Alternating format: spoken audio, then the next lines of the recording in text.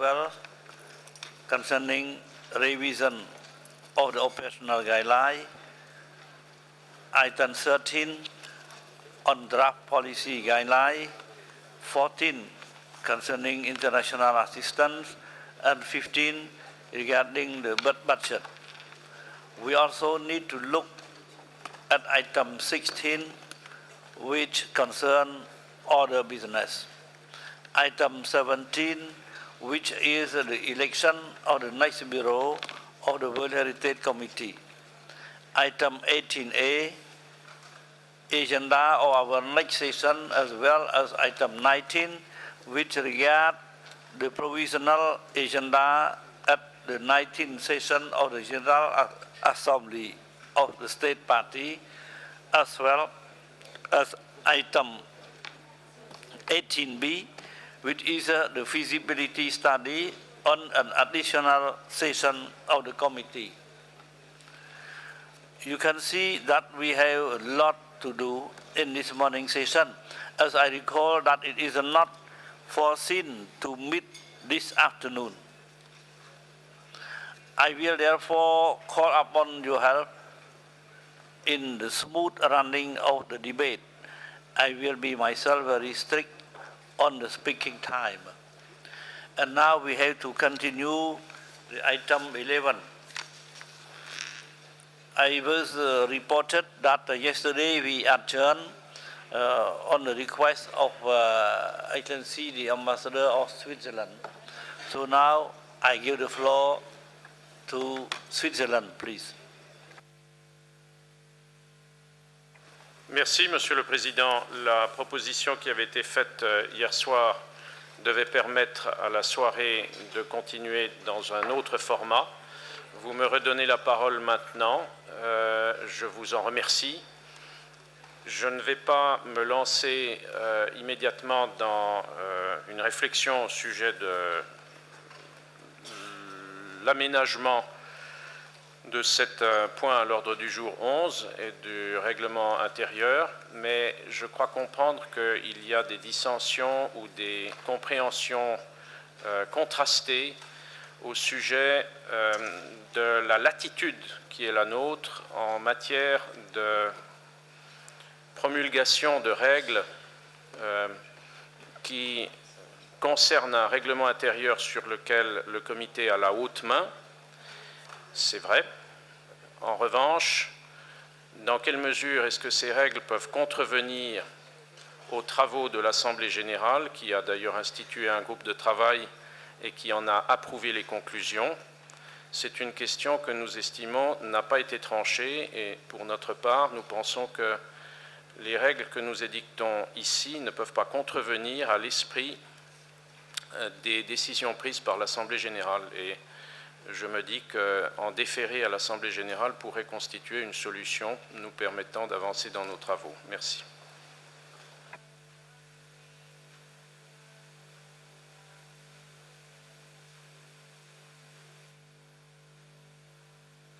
The floor to Cambodia, please.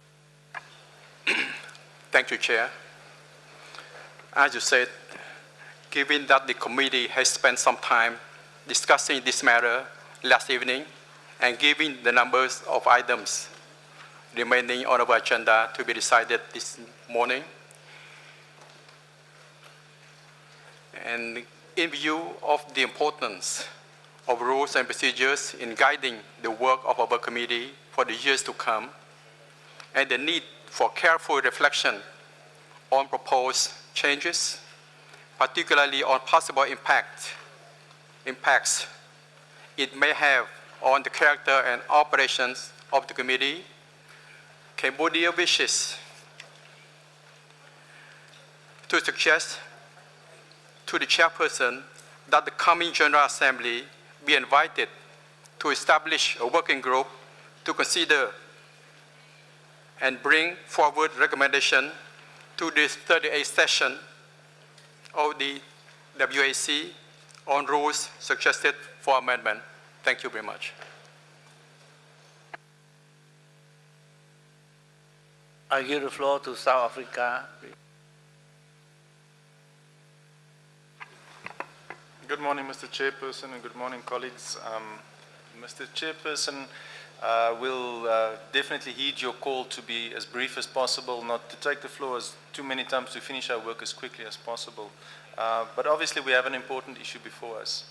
The proposal that has just been made is extremely problematic for our delegation. In our view, what we're trying to do is not to do the work of the committee, but actually, because we don't feel comfortable with the discussion that we are currently having, we now want to bump it up to the General Assembly. The difficulty we have with this is a principle issue. The principle here is that the committee can't do its own work. Then it shouldn't be then delegating that work up to the General Assembly. We've got a rule that says we can do something. If we do not reach agreement, there's no consensus, let's vote. It's fine. Let's make a decision. We don't care if the rule doesn't go through, it's fine with us. But we need to make a decision. We can't procrastinate on this and then make it a problem for the General Assembly. Thank you, Chair. Thank you to representative from South Africa. I think yes, we still have Japan and Estonia. I give the floor to Japan. Thank you, Mr. Chair. I feel very embarrassed because yesterday we spent so much time on this issue, and in the first place we asked a legal advisor for the clarification, and we understand this committee can have the power to decide for our own rule procedure. Now, yesterday, debate started, and now, anyway, we can postpone our debate until General Assembly, but General Assembly itself cannot have the power to decide on rule procedure. So, once again, General Assembly refer back to this committee to decide on rules of procedure. It's a waste of time, really waste of time. So I wonder why we cannot decide now. This is a very simple question. I don't like postponement strategy like this. Thank you. I give the floor to Estonia, please. Thank you, Mr. Chair. Estonia endorses the proposals made by Switzerland and Cambodia. Thank you. Give the floor to United Arab Emirates, please. شكرا السيد الرئيس. لقد سبقني مندوب اليابان وجنوب أفريقيا للتعبير عن وجهة نظرنا، وهي تنحصر في أننا بدأنا أشغال النقاش في هذا الأمر باستشارة قانونية وانسجاما مع الرول اوف بروسيجرز. يعني لذلك نحن نعتبر أن الآراء التي طرحت وحصلت على إجماع بالأمس لا يجب أن ينظر إليها بهذه البساطة وكأنها ليس لها رأي ولا يحترم ما اتفق عليهم. شكرا. احنا نؤيد ما طرحه المندوب الياباني وجنوب أفريقيا.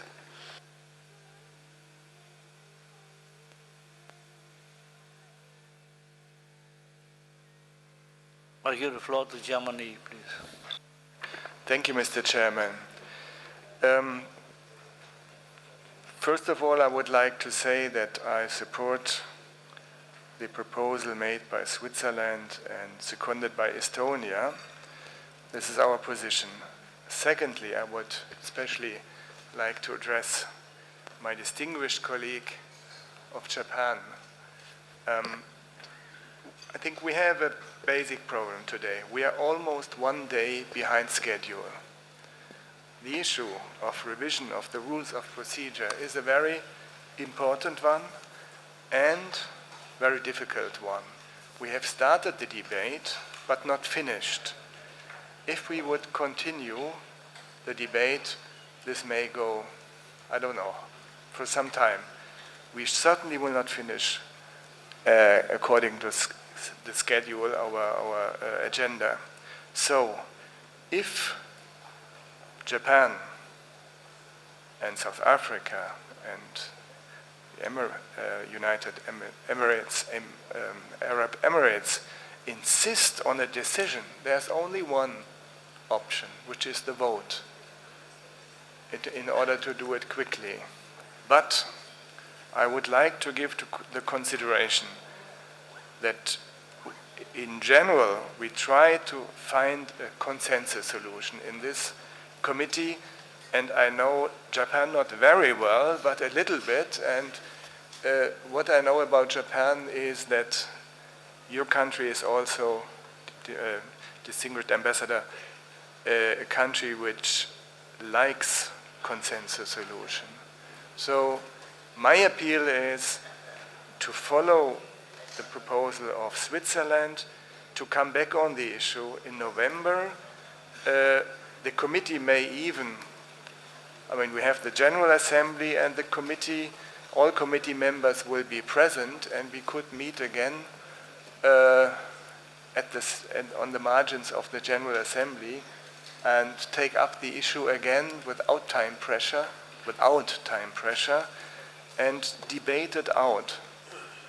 It's important, but I agree, if Japan and the countries mentioned insist on having a decision today, because of time constraints, then we have to go to a vote, which I would deplore if we would do it at this point, but it's up to the committee to decide about that. Thank you.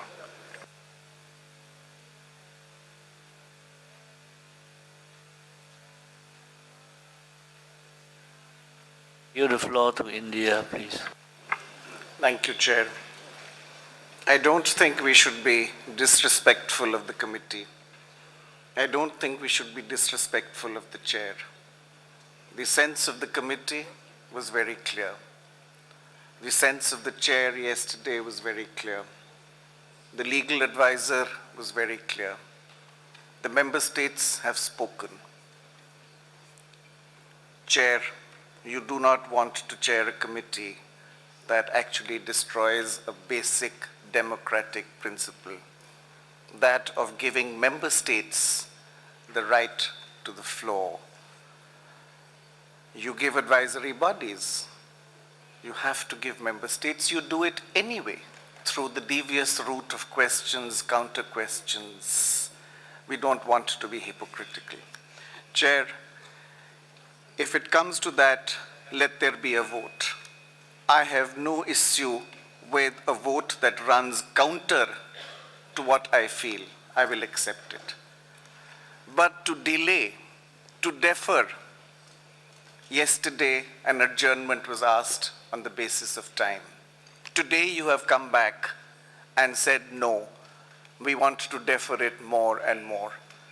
You cannot take away the powers of this committee. It is not the General Assembly, it is your own rules that set it. Mr. Chair, we would be setting such a wrong precedent. We would be turning the world upside down. We cannot deny this. We must go for it. And as South Africa said, if it is the will of the committee that it not be carried, so be it. Thank you, Chair.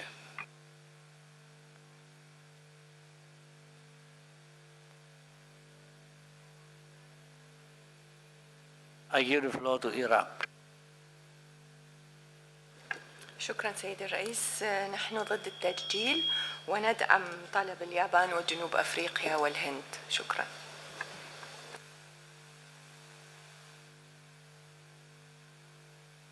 I give the floor to Qatar, please. شكرا سيد الرئيس.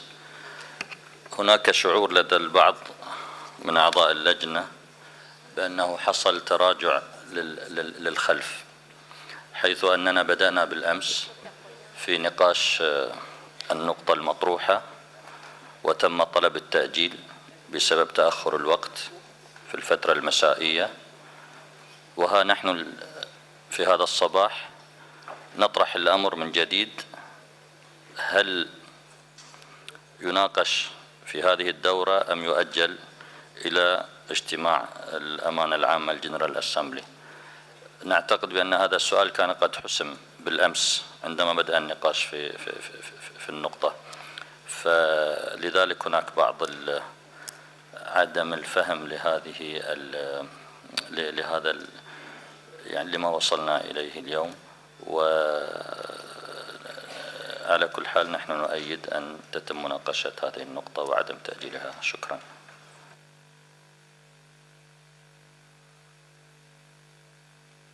I give the floor to Ethiopia. Thank you, Chair. I think the way we proceeded starting yesterday was very clear. In the very place we started asking the legal advisor whether this committee can manage and decide this item.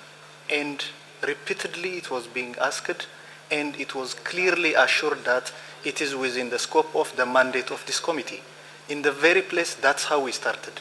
With regards to time management, probably we consumed more time out of other agendas. We have to be sorry at other agendas, the way we managed. With regards to this agenda item, it was scheduled in our agenda, it was endorsed, and I don't think we spent more than a few hours on this agenda.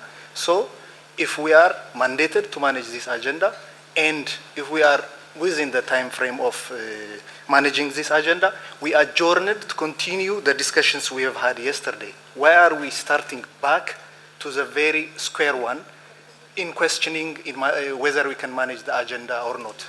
So I think my delegation absolutely supports the proposition of South Africa and India. Thank you.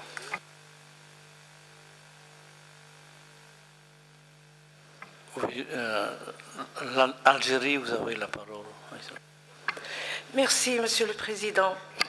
Je ne voudrais pas revenir sur la discussion d'hier, mais nous y sommes obligés. Madame la conseillère juridique, à la question posée, est-ce que ce point concerne les prérogatives du comité, a répondu positivement en disant oui. Elle a également lu les attributions de l'Assemblée générale des partis. Aujourd'hui, on nous dit qu'il faudrait reporter ce débat à l'Assemblée générale ou bien de redemander à l'Assemblée générale de créer un groupe de travail. Or, il a été dit, j'ai cru comprendre, que le groupe de travail sur le règlement intérieur a été créé par l'Assemblée générale des partis. Et aujourd'hui, il faudrait présenter les résultats de notre comité à l'Assemblée générale des partis. S'il convient de présenter les résultats du comité à l'Assemblée générale, il faut terminer le débat, le clore aujourd'hui et présenter les résultats. Je ne vois pas de souci à cela. Mais quelles sont les prérogatives de l'Assemblée générale? Était-il dans les prérogatives de l'Assemblée générale de créer un groupe de travail sur une compétence du comité? Merci, Monsieur le Président.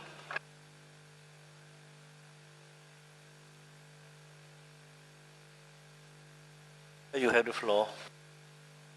Thank you, Mr. President. I just want to clarify the doubt that was expressed by the distinguished delegate of Algeria. The General Assembly did not set up a working group to look at the rules of procedure. It set up an open-ended working group to look at the recommendations made by the external auditor of UNESCO on the global strategy. And those recommendations, some of them, related to the working procedures of the committee. And the recommendations were to make changes to the rules of procedure. So that's why this document was presented, item 11, yesterday. It wasn't a group set up to amend the rules of procedures. Thank you, Mr. President.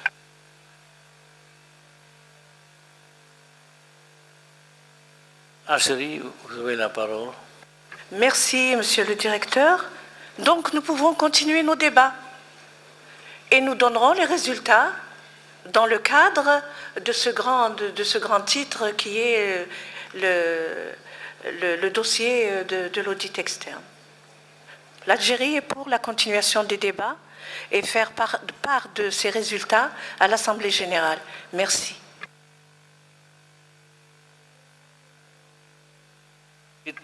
Sénégal, please. Merci, Monsieur le Président. Vous aviez souhaité tout à l'heure qu'on gagne du temps. Je pense que vous avez tout à fait raison parce qu'on a d'autres choix que d'avancer. Hier, quand nos collègues suisses ont proposé de suspendre la discussion, c'était pour pouvoir mieux rebondir aujourd'hui. Si c'est pour nous enliser, ce n'était pas la peine. Je pense pas non plus qu'on puisse reporter cette discussion au mois de novembre, parce qu'il y a beaucoup de pays qui sont dans ce comité qui vont sortir à la prochaine Assemblée. Donc, peut-être un tiers de ceux qui sont aujourd'hui présents ne seront pas au comité suivant. Donc, je pense que ceux qui ont commencé la discussion doivent la terminer. On dit chez nous que si vous avez fait mijoter votre bouillon, il faudrait que vous vous prépariez à le boire. À présent, nous devons boire notre bouillon. Je propose que le texte soit affiché, qu'on essaie de trouver un consensus, et s'il n'y a pas de consensus, qu'on sache sur quel texte on va voter et on vote pour passer à autre chose. Merci. Donne la parole à la France. Merci, Monsieur le Président. Au vu de ce qui a été indiqué par les différentes délégations, et afin de respecter les compétences dévolues au comité, nous pourrions certes poursuivre le débat.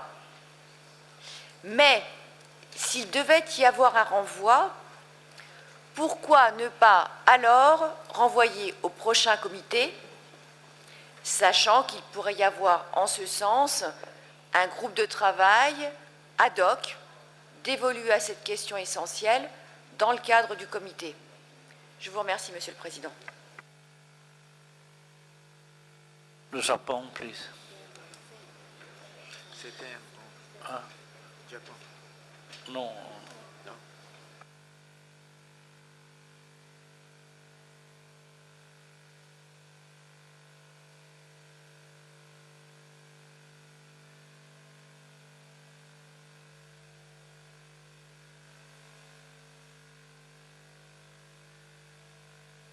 Donne la parole à Mali. Merci, Monsieur le Président. Monsieur le Président, je pense que nous sommes sur la bonne voie. La bonne voie, c'est laquelle? C'est qu'hier, on avait entamé un débat et une suspension a été demandée. Une suspension a été demandée, je pense, dans le cadre de nous faire avancer sur un travail qui a été déjà entamé. Et je pense que sur le travail entamé, le gros du travail a été fait. Il s'agit essentiellement de l'article 22.6. C'est là où il y avait le point d'achoppement. Et ce point a été réglé. Donc, le Mali est pour la continuité du débat. Nous devons continuer ce débat. Merci.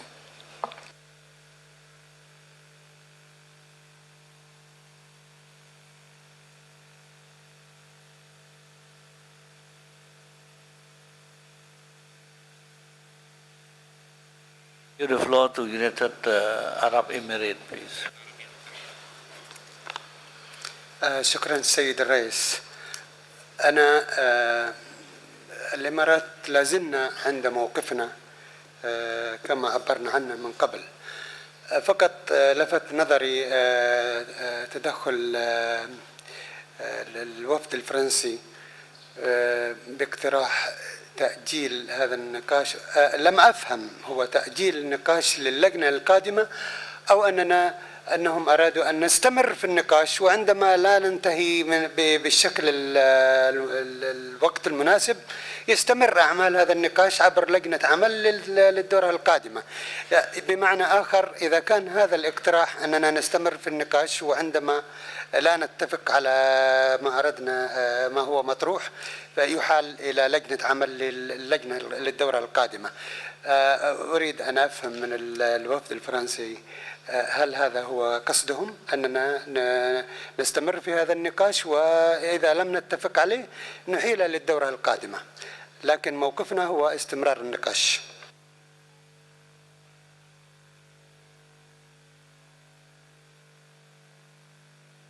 question est tournée vers la France, si vous voulez répondre. Merci, Monsieur le Président. Nous envisagions la prochaine session de façon à permettre le respect des compétences du comité, tout en respectant également les horaires pour celui-ci. Je pense que il ne s'agit pas du problème de compétences. Nous sommes sûrs que le comité a bien la pleine compétence de décider sur cet item. Mais le problème, c'est compte tenu de l'importance de la sensibilité de cet item numéro 11, oui, nous pesons, est-ce qu'il faut prendre une décision très rapide aujourd'hui, ou bien nous avons besoin un peu plus de temps, vous voyez, comme la représentante distinguée de la France qui a soulevé en groupe ad hoc, oui, pour continuer de réfléchir plus mûrement, oui, sur le problème, oui, pour pouvoir arriver à une décision bien maturée. Ça, c'est seulement notre dilemme. Oui, je donne la parole à la Russie, please. Уважаемый господин председатель, уважаемые коллеги, я понимаю, что мы, конечно, во всех вопросах пытаемся найти консенсус, но это вопрос процедурный, в принципе, и я не думаю, что здесь уж так надо искать консенсус, который, по всей видимости, невозможно найти в данном вопросе. Позиции все ясны, я предлагаю проголосовать и закончить этот вопрос. Спасибо.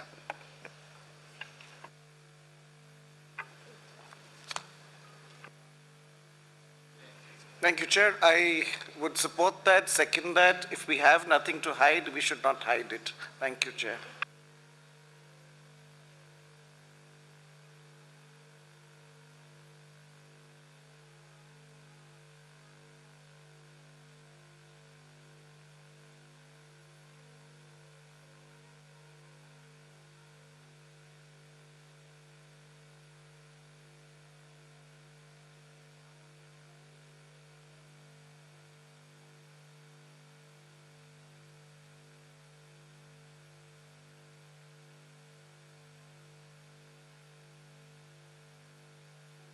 Je propose de présenter le texte sur l'écran et puis nous, les membres du comité, nous allons décider paragraphe par paragraphe. Si la décision sera comment nous pouvons prendre des décisions d'une manière harmonieuse, nous continuons. S'il y a toujours des oui et des non que nous ne pouvons pas nous avancer, alors dans ce cas-là, nous créons un groupe de travail ad hoc, vous voyez, pour que le groupe présente le résultat à la prochaine session, c'est-à-dire à la 38e session. Et aujourd'hui, nous procédons oui, à l'examen du texte paragraphe par paragraphe. Oui, et je souhaite qu'on peut décider ensemble sur ça, oui, sur une base d'adopter le texte paragraphe par paragraphe. Oui. Mais si le processus ne peut pas s'avancer, alors je me permets oui, d'arrêter les discussions et puis mettre en place un groupe de travail ad hoc oui, pour rapporter le résultat à la session 38. Oui. Présenter le texte.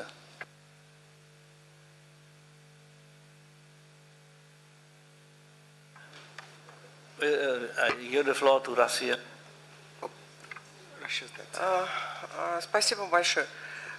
Уважаемый господин председатель, два мнения были высказаны в пользу голосования по данному вопросу.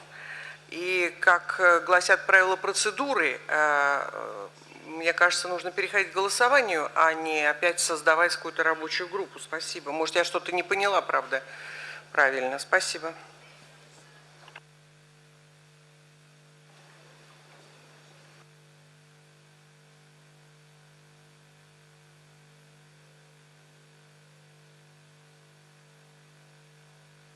Floor to India. Thank you, Chair. We would go for voting, but the issue, could I speak, Chair? Yeah. The issue of a working group, I believe, is outside of what we are considering just now. The proposition seems to be that this committee do what this committee is authorized and empowered to do. That is not something a working group is empowered to do. So if for some reason this is not carried, which is fine, then it would go to the next session of the committee, not to a working group, not to the General Assembly. Thank you, Chair.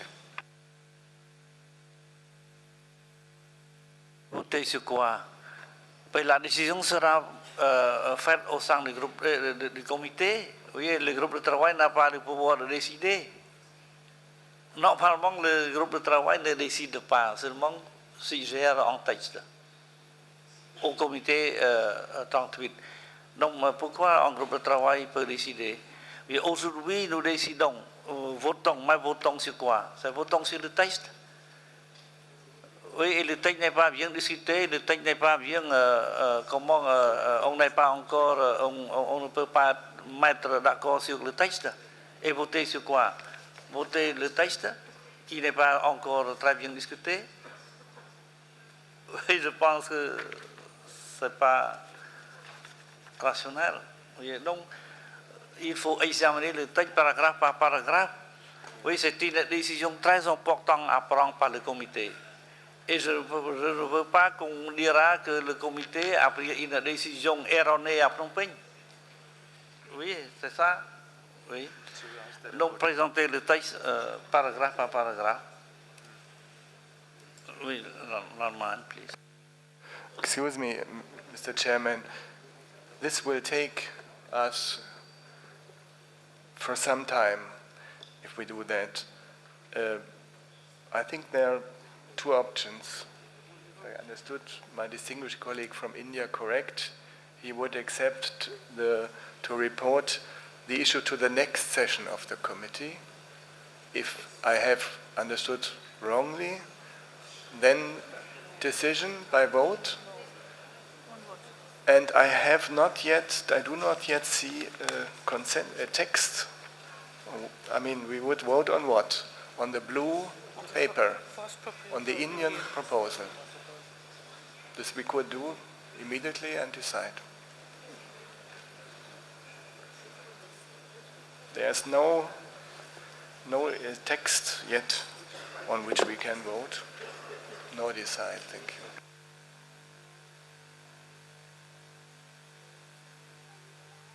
The floor back to India. Thank you, Chair. Since India has been referred to, the fact is that yesterday 16 countries supported the Indian text with some amendments, which Germany was suggested and which the consensus went. There is an agreed text. There is a chair who was in the chair who heard the text. There is a secretariat that recorded that. So there were 16 countries yesterday. And the proposal is not to go to the session of the General Assembly, or I have not quite understood what Germany is suggesting. But the next committee will decide. If you give a negative here or a positive, the next committee can give a positive or negative. Chair, also 12 members of the committee will retire. So what are we going to do?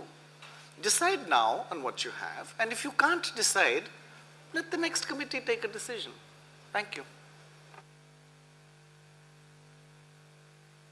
I give the floor to United Arab Emirates, please.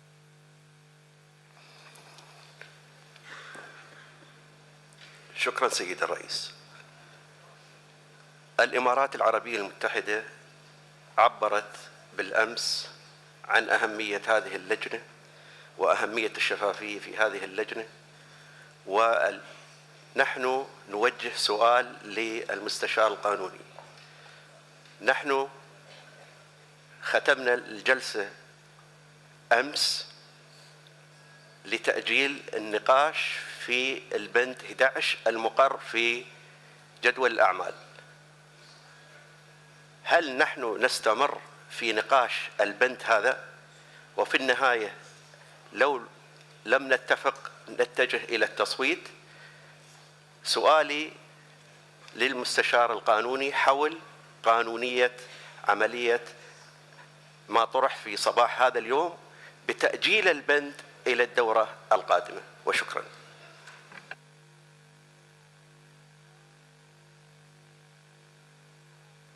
I will give the floor to the last speaker on this item, South Africa.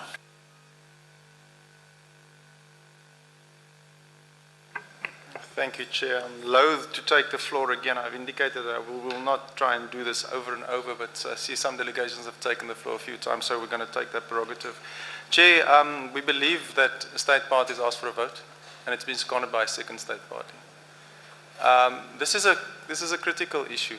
This is not something that's going to go away in intensity. It's not going to go away in terms of importance.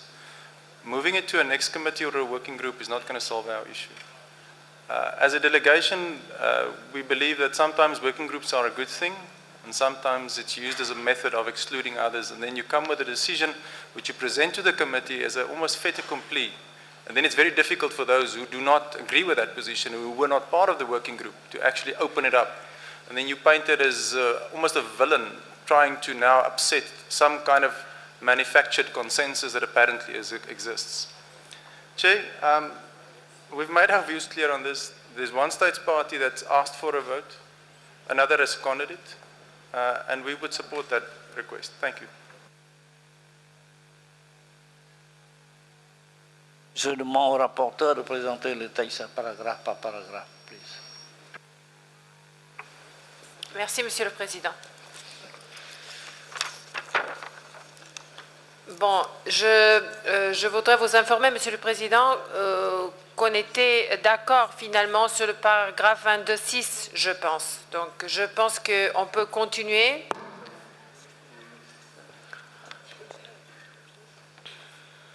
« 22.7 ». Donc là où on s'est arrêté, c'était le paragraphe 22.7. Et Monsieur le Président, je voudrais lire ce qui est resté sur l'écran au moment où la session était levée. Les représentants d'un État partie, membres ou non du comité, seront ou pourront être invités par le Président à exprimer leur point de vue une fois que les organisations consultatives ont présenté leur évaluation du bien proposé par cet État. Un rapport sur l'état de conservation d'un bien situé sur son territoire ou pour appuyer l'approbation d'une demande d'assistance soumise par cet État. Une fois ce temps de parole accordé, l'État partie pourra se voir accorder la permission de fournir exclusivement des informations en réponse aux questions qui lui sont posées. Cette disposition s'applique également aux autres observateurs mentionnés à l'article 8. Merci, Monsieur le Président. Je pense qu'il faut continuer à se mettre d'accord sur les mots soit seront, soit pourront être, ce qui était proposé par la France et l'Afrique du Sud, et moi je pense que c'est mieux pourront être. Merci. Donc je procède à l'adoption du paragraphe 22.7.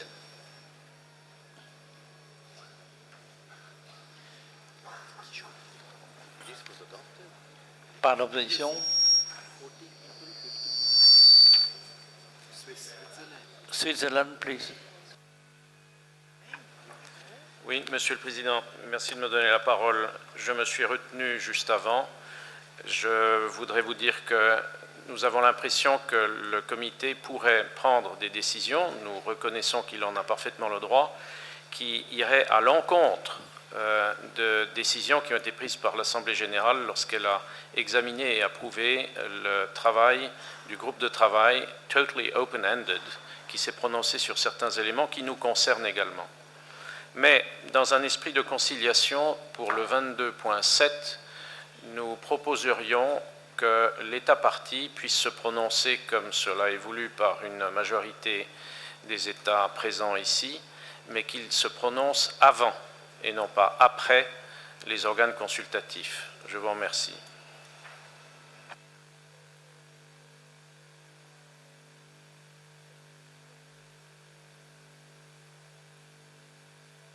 Algérie, vous avez la parole. Algérie, vous avez la parole. Merci, Monsieur le Président. Je voulais prendre la parole pour apporter une reformulation du dernier membre du paragraphe. Mais là, je viens d'entendre l'honorable délégué de la Suisse et je souhaiterais comprendre pourquoi avant. Pourquoi avant les organes consultatifs? Merci. Oui, c'est la Suisse. Oui, merci beaucoup. Pour une question de logique de procédure, au fond, lorsqu'un dossier est soumis, c'est l'État qui constitue ce dossier. C'est lui qui, au départ, l'explique. Les organes consultatifs viennent par la suite et examinent ce dossier. Et nous voudrions voir la même logique de la réflexion être reproduite dans les travaux oraux du comité.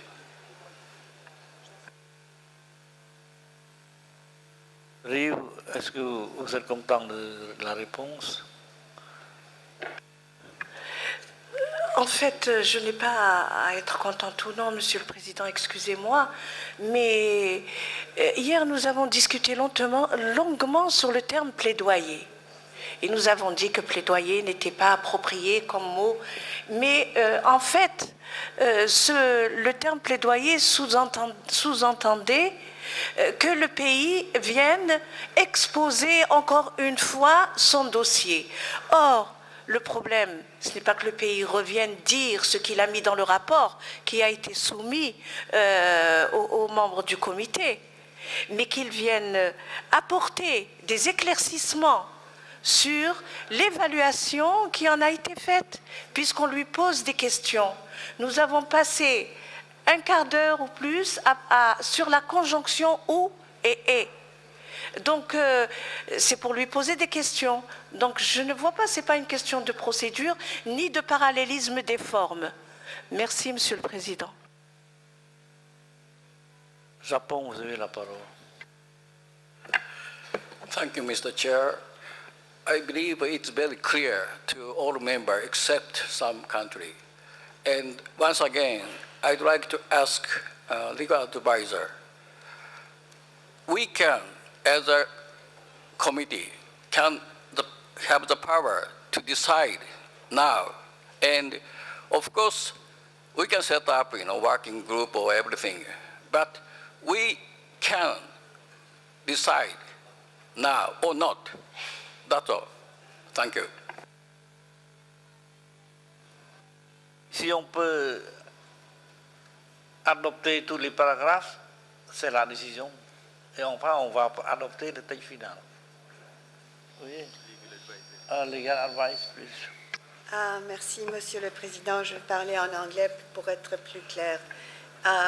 With respect to the question put by the ambassador from Japan, as I explained yesterday, under the convention, the 1972 Convention of the World Heritage Committee, Article 10 of the committee, the World Heritage Committee shall adopt its own rules of procedure. You have the power to adopt your rules. Then you have Article 13.8 of the Convention that determines that you decide by a majority of 2/3. Those two rules are reproduced in your rules of procedure. The rules of procedure of the committee have a section, Section 10, Adoption, Amendment, and Suspension of the Rules of Procedure. First rule, which has the convention articles at its side, the committee shall adopt its rules of procedure by a decision taken in plenary, you are in plenary now, by a 2/3 majority of the state members present and voting. Amendment, the same, 2/3 of the majority of state members present and voting, provided that the proposal has been included in the agenda of the session. Thank you, Mr. Chairman. I trust that this answers your question. Thank you. Oui, le conseiller juridique a répété déjà plusieurs fois, oui, la pleine compétence du comité pour décider, pour prendre la décision. Oui. Je donne la parole à Estonia, please. Thank you, Mr. Chair. Despite my limited understanding of English, I am not so hypocritical that I would say that I don't know what is advocacy. I have heard it in the committee enough, and we have already 4 years' experience. I do not have illusion that the statements by state parties are by nature technical. I have listened to embarrassing self-commendments. And it's clear that in this position, the state party is not impartial. He is an interested party. We feel uncomfortable under this, as we have experienced unavoidable pressure by state parties, so we prefer to let these oaths, how well we have done everything, to be presented before the advisory bodies get the floor. It would be less destructive for our impartial decision-making process. And also, Estonia is in favor of this maybe version. Thank you.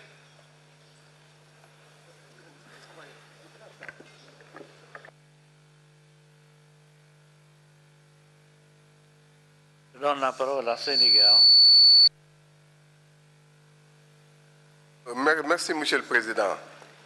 Après avoir écouté un certain nombre de délégations, je commence maintenant vraiment à me poser des questions. Qu'est-ce que nous voulons exactement? Nous voulons des États partis ligotés, poings et pieds et livrés aux évaluateurs? Quel sens cela a de faire un dossier de nomination, de le soumettre à l'évaluateur et de venir ensuite parler avant l'évaluateur? Quel sens cela a? Se présenter, je suis le Sénégal, j'ai fait un beau dossier, votez pour moi, ça n'a absolument aucun sens. Moi, je pense qu'il faut être logique dans ce que nous faisons. Si un dossier est évalué, c'est normal que l'évaluateur parle, présente, fasse son plaidoyer et qu'on donne à l'État partie la possibilité de donner les informations complémentaires utiles, nécessaires à l'information des membres du comité. Je pense que tant qu'on va être dans la logique de ligoter les États partis, on va entrer dans des impasses. Soyons logiques, et la logique veut qu'une réponse soit apportée à une question. Mais on ne peut pas dire à un État parti, fais ton dossier, on l'évalue, ensuite tu viens t'exprimer, te présenter, faire la danse du ventre, ensuite on va évaluer. Cela n'a pas de sens. Donc je crois qu'il faut qu'on vote sur des questions qui ont du sens. Merci. I give the floor to Ethiopia, please. Thank you, Chair. To be with the advantage of time, I just would like to second what my distinguished colleague from Senegal have said. I think it has very rational, and we have to due consideration of the points you have raised, and would like to see Ethiopia to be put in favor of the proposition of India and Russian Federation, which I have noted yesterday, but I'm not seeing it on the screen. Thank you.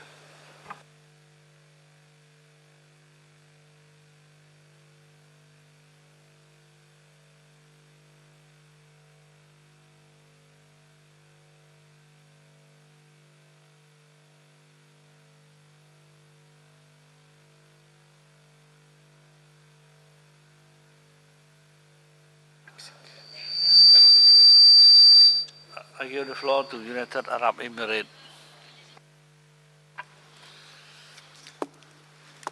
شكرا سيد الرئيس.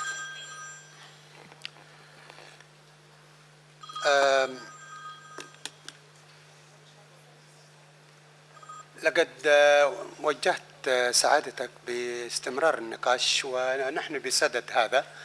أنا فقط أود أن أثني على ما عبر عنه مندوب السنغال. نحن في هذه الحالة لا نتواجه ولا نختلف على مغانم ولا على أجندات ولا على أيديولوجيات ولا على أساليب للمؤامرة من قبل الدولة الطرف هذه أو تلك عندما تعرض قضيتها. نحن نتكلم عن التراث، نحن نتكلم عن مواقع التراث العالمي. لا يجب أن نعيش على شبح الخوف من أن هذه الدولة ستعمل أو لم تعمل. لقد شاهدنا دعوات للمناصرة طول تاريخ هذه اللجنة ولم توقفهم تعقيد اللوائح العمل. نحن مجددا ودائما سندعو إلى الشفافية والابتعاد عن الاتهامات وأن نثق في بعضنا البعض. نحن نخدم التراث يا جماعة. أنا لا أرى أننا في طائل أن نستمر في اختلاق بعض المبررات التي تعيق نقاشنا هذا. نحن هنا نعيش جو ديمقراطي، نطرح ما لدينا ونتفق عليه. إذا لم نتفق عليه نصوت عليه. إذا لم نحصل على النتيجة المناسبة للتصويت هناك أيضا إمكانية لتأجيلها للدورة القادمة. لا داعي لأن نزايد على بعضنا بأن هناك من يفهم أكثر من الطرف الآخر. نحن نبارك أن يكون بيننا من يفهم أحسن من غيره، لأن هذا كسب للجنة أن يكون ناس عندهم خبرة ويريدوا أن يفيدوا اللجنة بهذه الخبرة، لكن أن تستخدم هذه الخبرة لإعاقة إنجاز أعمالنا نحن لا نظن أن بيننا من يعمل هذا أبدا. لذلك نحن نأمل أن يستمر النقاش واعتماد ما نتفق عليه، وإذا لم نتفق عليه الكل يعرف وسائل العمل لإنجاز ما نريد. شكرا.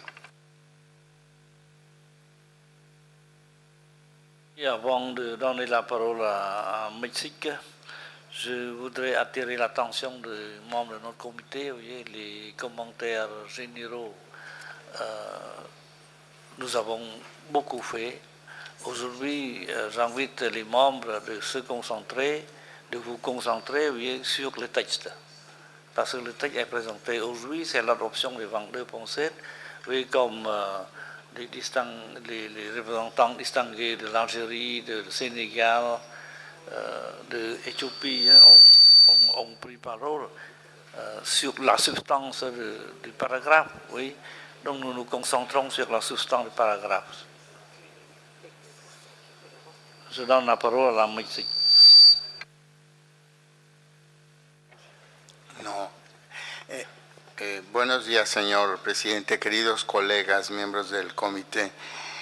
México se había un poco detenido en expresar su opinión sobre este tema tan importante, pero vemos que a la luz de este debate también nuestra experiencia nos dice que tiene mucho más lógica tomar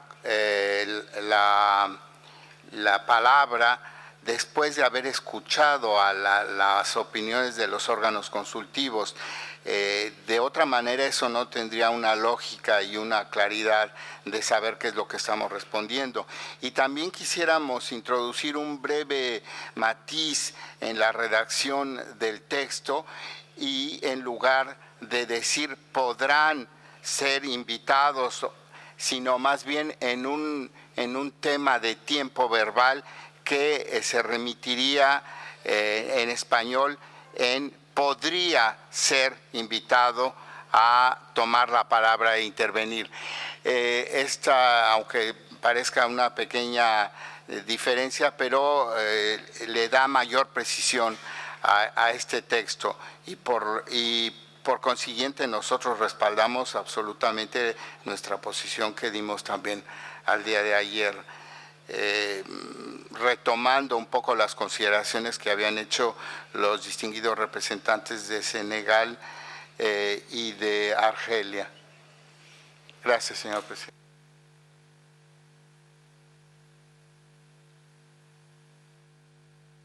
Give the floor to Russia, please. Уважаемые коллеги, конечно, нельзя согласиться с тем, чтобы предоставлять слово стране-члену для изложения своих позиций до консультационных органов, и с этим я полностью согласна с Сенегалом и ранее выступавшими коллегами. Если мы посмотрим, о чем мы сейчас говорим, то, на мой взгляд, мы сейчас закрепляем на бумаге то, что существует де-факто. Ведь де-факто мы все равно, вот если вы проанализируете, как мы работали эту сессию, мы же предоставляем слово стране-члену выступать. Де-факто это существует. Даже в суде дают выступить обвиняемому, а мы как-то очень странно подходим, вот мы сейчас бьемся непонятно за что, собственно говоря. Поэтому я еще раз говорю, господин председатель, либо вы спросите тех, кто не согласен с такой формулировкой, согласятся ли они. Если нет, давайте голосовать. Тут обсуждать нечего, все уже всем понятно. Спасибо.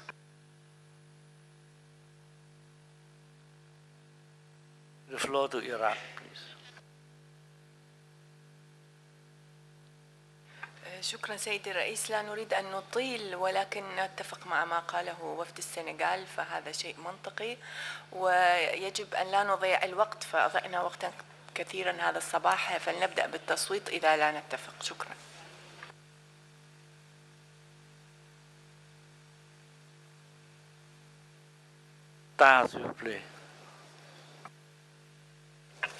شكرا سيد الرئيس.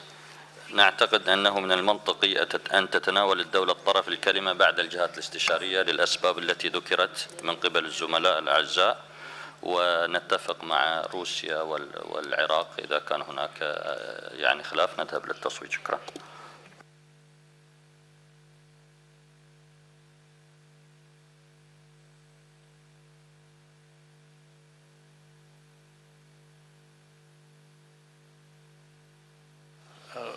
Je donne la parole encore une fois à la Suisse.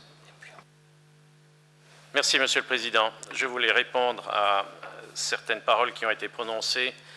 Notre intérêt et notre volonté n'est certainement pas de museler un État parti. Je verrais mal que l'on mette ces mots dans notre esprit. En revanche, les rapports des organes consultatifs sont connus des semaines à l'avance. Ils sont étudiés par l'État parti. Ils sont d'ailleurs, je l'espère, étudiés par chaque délégation qui se prépare pour le comité. Et dans le but de permettre un travail qui ne soit pas un simple résumé oral de ce qui a été écrit, mais qui constitue une réponse à ce qui était écrit, et donc un ajout à la qualité des débats, c'est ainsi que nous entendons offrir la parole à l'État parti avant, permettant aux organes consultatifs de ensuite ne pas se borner à faire un résumé de leurs documents, mais de répondre à l'État parti et ainsi apporter des éléments nouveaux de part et d'autre en pleine connaissance de ce qui a été écrit et établi auparavant. Merci. The debate is still going on, so observer doesn't get it.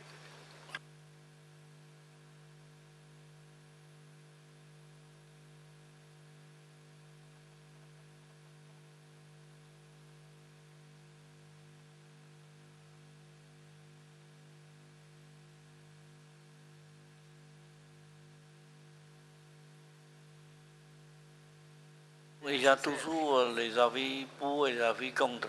Donc dans ce cas-là, je demande à nos membres du comité de lever les plaques pour ceux qui supportent le texte, la version du texte, le 22.7.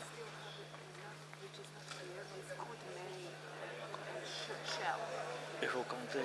No, point of order. He's correct.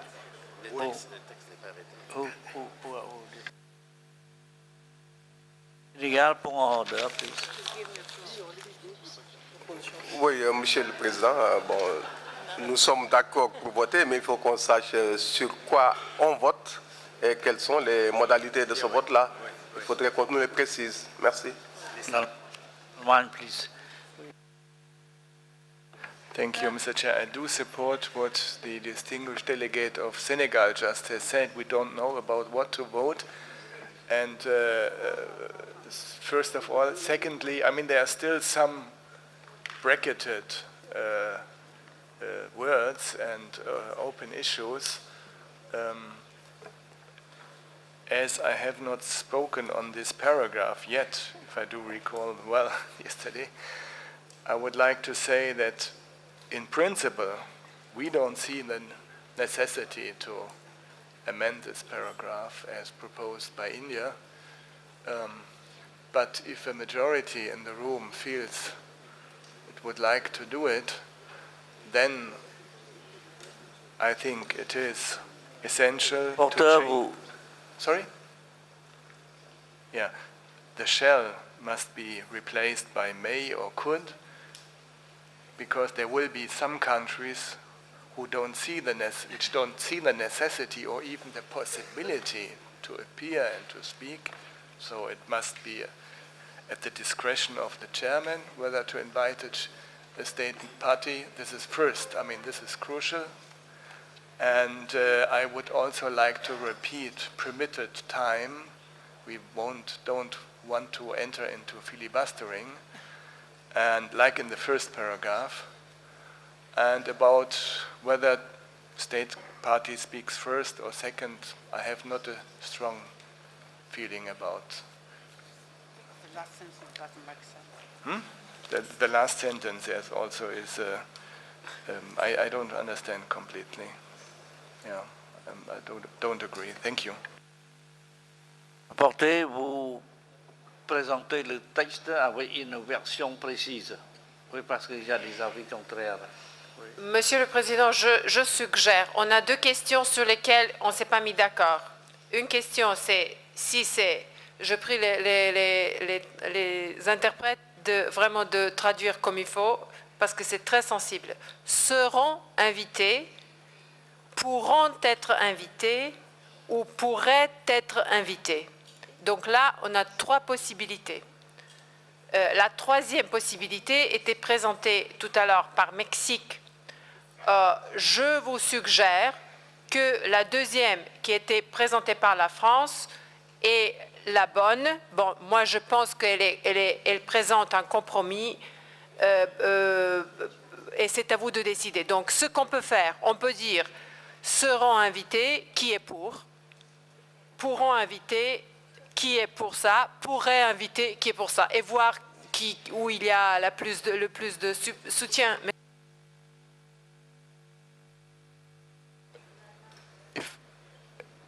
Si je me permettre de poser une question, comme le français n'est pas ma langue maternelle, quelle est la différence entre l'option 2 et 3? La première option, j'ai bien compris, je n'approuve pas, mais la deuxième et la troisième, je ne vois pas la différence. Merci. Monsieur, je peux répondre? Monsieur le délégué distingué de l'Allemagne, la différence est parce que pourrait, c'est un conditionnel et pourront, c'est un futur. Donc futur, c'est plus certain. Vous voyez, futur, c'est plus que, bon, c'est plus fort, si vous voulez. C'est plus clair. Et moi, je m'appelle Claire parce que Yasna, ça veut dire clair. Merci. Give the floor to India. Thank you, Chair. I just want to say that we agree with all three, whatever. I noticed that the rapporteur earlier said that for purposes of clarity, she would speak in English. If I was French, I would object to that, but I'm not French. But let the French prevail. It doesn't matter. Thank you, Chair.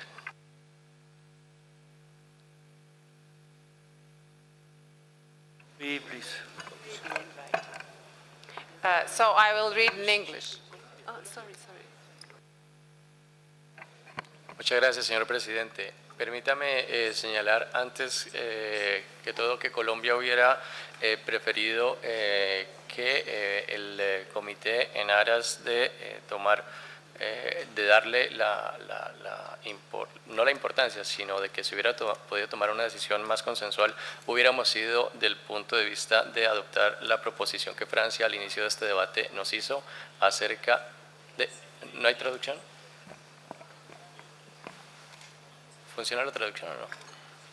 Entonces, era simplemente, señor presidente, para señalar que Colombia hubiera preferido que se hubiera podido tomar más tiempo para discutir sobre este asunto, pero por supuesto no nos vamos a oponer al consenso ni a que el comité decida sobre este asunto tan importante, dado que por supuesto es su competencia. En ese sentido, suscribimos justamente las palabras que ha señalado el distinguido delegado de México, así como el delegado de Senegal, para que el texto quede más claro. Muchas gracias.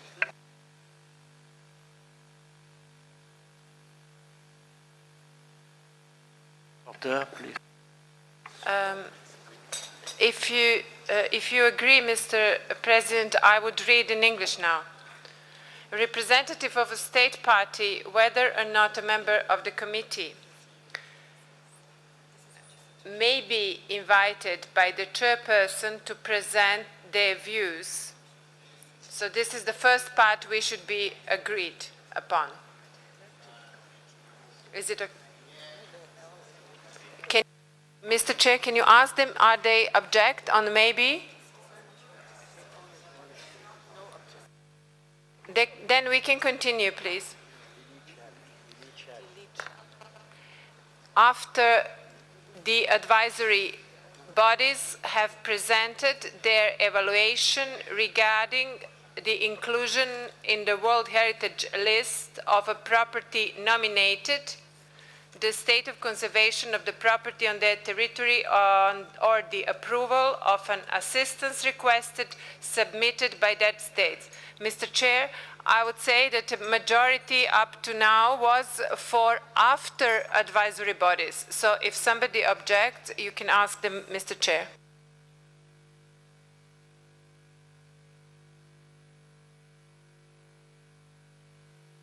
Est-ce qu'il y a une objection? Oui, sinon le paragraphe est adopté. Le Japon, please. May I ask to clarify the rapporteur, concerning the choice of a shall or a may or a could, according to the screen, the shall is supported by the more number of state parties than the maybe, so we cannot understand well the...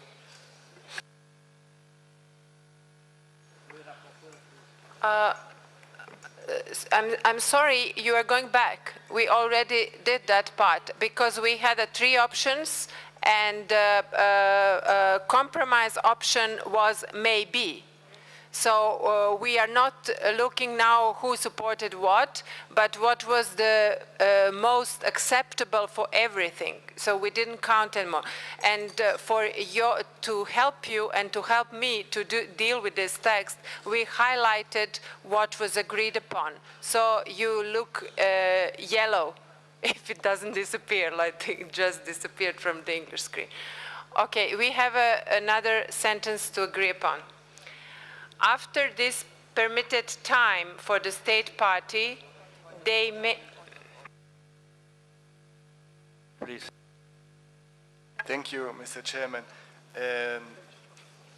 In the first in the paragraph 22.6, we have been more specific about committee members, saying except at the explicit invitation of the chairperson, okay, within the permitted or allowed, this was not yet decided, time for their speech and in response to specific questions posed.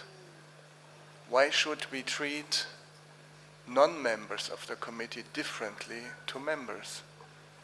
I think we should repeat the same here. Thank you.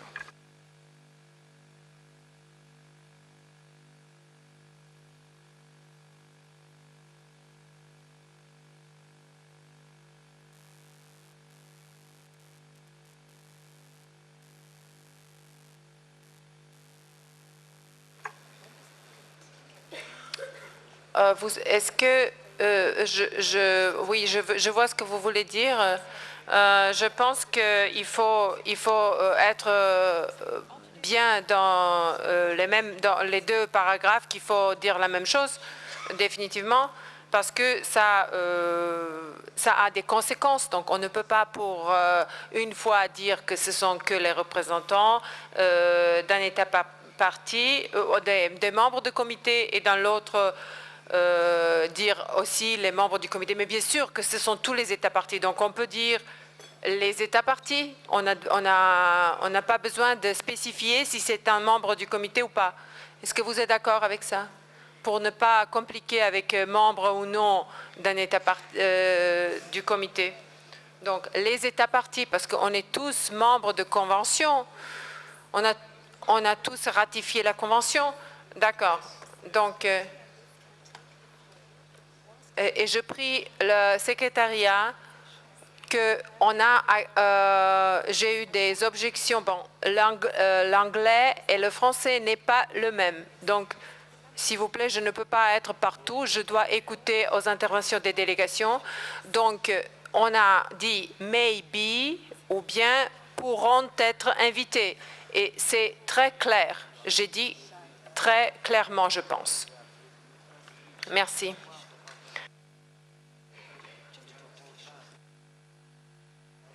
Rapporteur, je propose ça pour améliorer la vitesse de notre travail. Parce que la vitesse de notre travail n'est pas bonne du tout. Hein. Oui. Vous concentrez sur une version, oui, soit français, soit anglais, et les traducteurs suivent la traduction. S'il y a le problème dans le second texte, dans la seconde version, s'il vous plaît, les membres peuvent protester. Si la traduction, si les deux textes sont parallèles, sont similaires, alors on s'avance. Sinon, on ne peut pas s'avancer. Donc, vous concentrez sur le texte français, par exemple, oui, et le traducteur suit. Oui, s'il y a les fautes, les membres protestent. Oui, comme ça, on peut s'avancer plus. Merci. Je vous prie de me donner le texte. Bon, est-ce qu'il est là? Bien. Bon, il vaut mieux que je lise d'ici. Une fois ce temps de parole accordé, l'État parti pourra se voir accorder la permission de fournir exclusivement des informations en réponse aux questions qui lui sont posées.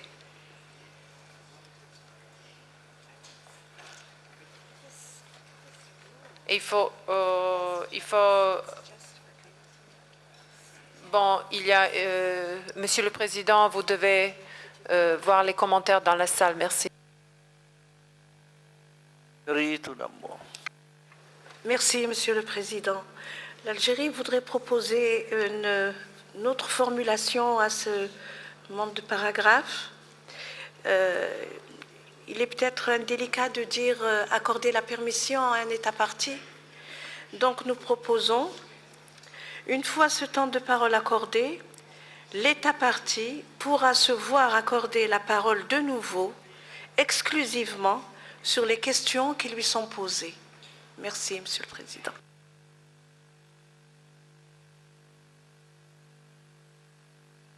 On a la parole à la France. Monsieur le Président, oui, c'était juste par rapport au texte affiché, juste pour la concordance entre le français et l'anglais. Il ne faut pas mettre l'adverbe exclusivement, mais l'adverbe seulement suffit pour correspondre à only. Voilà. Merci, Monsieur le Président.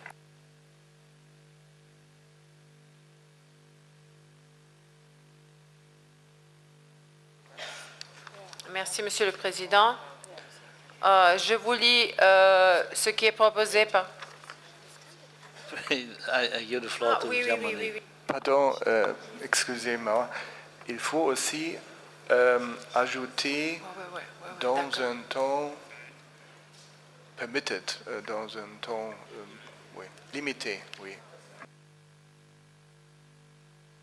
Est-ce que ça vous convient de dire en respectant le temps limité? Merci. Je prie la rédaction française d'être avec moi en respectant le temps. De temps en temps, ok. Limité. Merci. Est-ce que vous pouvez aller plus pour que je vois tous les textes et vous pouvez le mettre en jaune. I give the floor to Russia, please. Спасибо большое. Уважаемые коллеги, ну, лучшее всегда враг хорошему. Мне кажется, уже все совершенно понятно, что мы говорим, потому что любому выступлению председатель ставит лимит времени, любому. То, что мы в первом части говорим о том, чтобы предоставить слово после advisory body, тоже предполагается, что там будет лимит времени, поэтому, мне кажется, вот уже дальше повторять это не нужно, и давайте остановимся на том тексте, который был. Я бы попросила Алжир, может быть, вот это будет излишне, это уже как бы повторение того, что есть, и то, что у нас есть в регламенте на самом деле. Спасибо. Point de l'ordre de l'Algérie, please. L'Algérie a proposé une reformulation de ce paragraphe, mais que nous n'avons pas proposé d'autres précisions en ce qui concerne le temps de parole. Merci.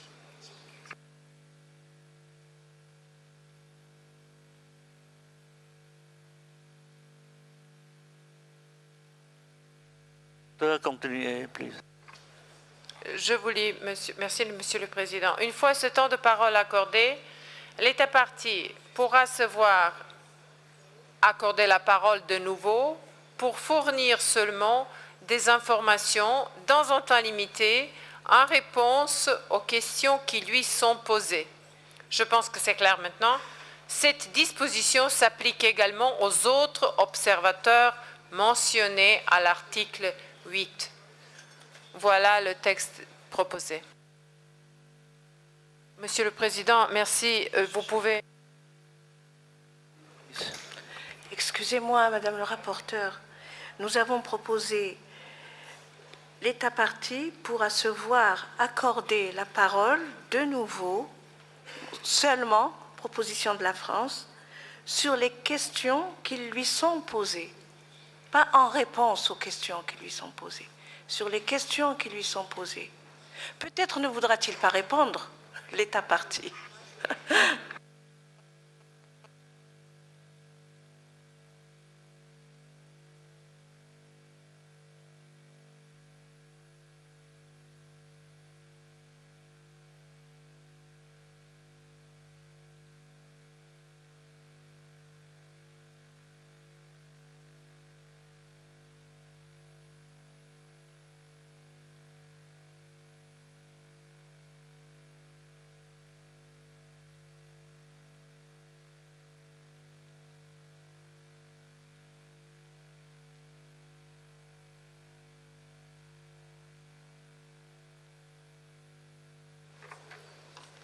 Je répète encore une fois ce temps de parole accordé, l'État partie pourra se voir accorder la parole de nouveau pour fournir seulement les questions pour répondre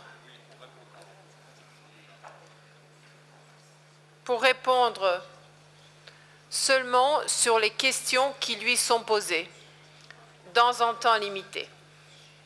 Bon, on va mettre dans un temps limité avant. Après la parole, de nouveau, vous mettez dans un temps limité pour répondre seulement aux questions qui lui sont posées. Sur les questions qui lui sont posées. Sur les questions sur lesquelles... Ok, on va le faire. Si vous êtes d'accord, on pourrait adopter le paragraphe. Oui, je propose l'adoption du paragraphe.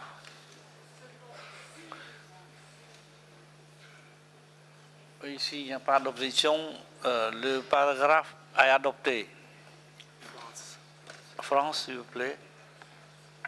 Oui, Monsieur le Président, simplement pour une précision linguistique, répondre aux questions.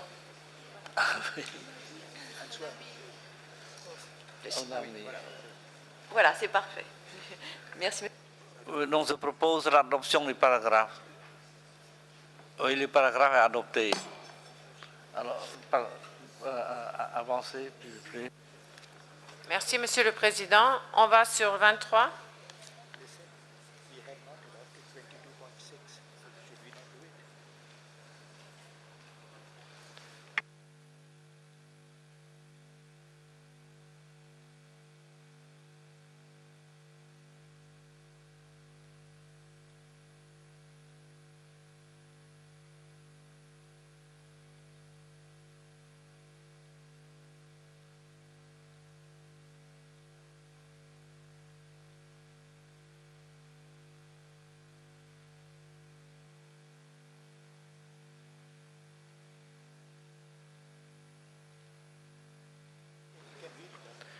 Est-ce que je peux vous lire un amendement et je prie le secrétariat d'écrire comment je... C'était un amendement soumis par la France. La France, on a un souci ici. Si vous pouvez envoyer quelqu'un ici sur le podium pour avoir des éclaircissements. Et je vais commencer à lire. Les propositions d'amendement ou de décision ne seront acceptées et communiquées aux membres du comité que s'ils portent, et ici on a un souci, la seule, je ne sais pas quoi, probablement la signature, mais ce n'est pas membre du comité, écrivez. Mettez les points de suspension. Ok. Bien sûr, j'ai écrit trop vite, c'est seule signature. Seule signature, voilà. La seule signature du membre du comité qui en est l'auteur. Il manquait aussi du membre, ok. Je ne sais pas si le texte anglais est prêt. Je vais vérifier.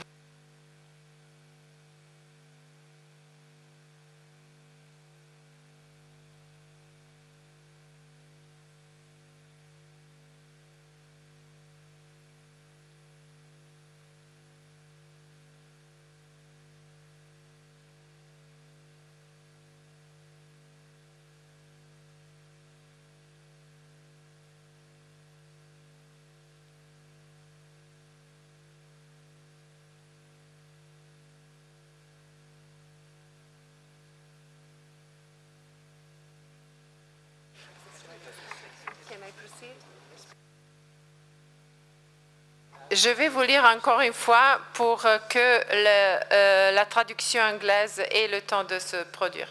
Les propositions d'amendement ou de décision ne seront acceptées et communiquées aux membres du comité que si elles portent la seule signature du membre du comité qu'il en est l'auteur. Point. Mettez le point, s'il vous plaît. C'est, Monsieur le Président, l'amendement de la France. Je pense qu'on pourrait procéder à l'adoption parce que vous allez demander la salle, s'il vous plaît, Monsieur le Président. Et je propose l'adoption du paragraphe 23.2. Oui, il n'y a pas d'objection. Donc, le paragraphe 23.2 est adopté. C'est tout. Donc, on a déjà mis le marteau.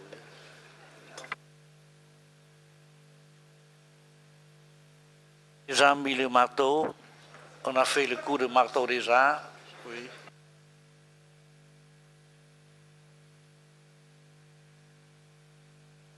Oui, nous avons déjà fait le coup de marteau, donc je n'invite pas les comités de parler.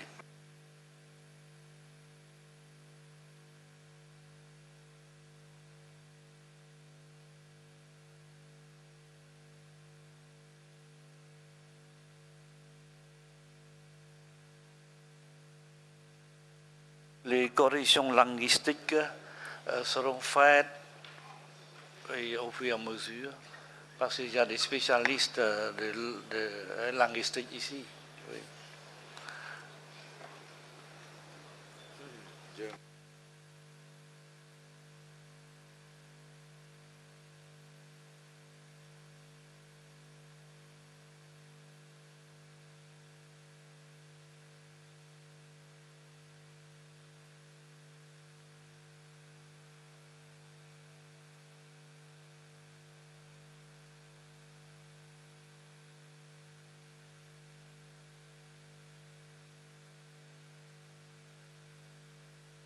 Je propose aux membres du comité, vous voyez, quand j'ai demandé s'il n'y a pas d'objection, le paragraphe est adopté, et puis on adopte, et puis vous parlez de nouveau du paragraphe.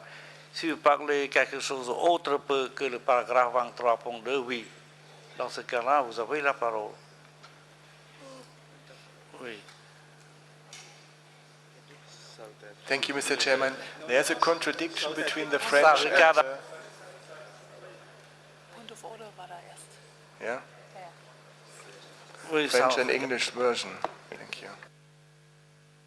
Do we have the floor, Mr. Chair? Can we speak? Yeah? Thank you, Mr. Chairman. So our flag went up before you gavelled. And two questions. We're not against the proposal by France. We think actually it's a good proposal. We're not under the understanding that the one replaces the other. That's the first point. The second point, what we needed some clarity on, and just on the first line of the French proposal, it speaks of proposed amendments. Now, it's not clear that these are amendments that are being circulated by the Secretariat. And what we would like to see is just some clarity to say formal amendment, or the proposed amendments to draft decisions, that there's some kind of element to indicate that this is what's being circulated formally in the committee. Otherwise, you are preventing any amendments to be circulated by any state party in the meeting room. So we just wanted some clarity, but we're not against that. We think it strengthens us. Then the other point was, at no point did we actually got the sense that France is suggesting to replace the one with the other. That wasn't formally stated. We thought we are retaining both because we are in favor of both. We can go along with both of these suggestions. And we didn't hear anybody speak against the existing proposal. So we just can get some clarity on that. Thank you, Chair.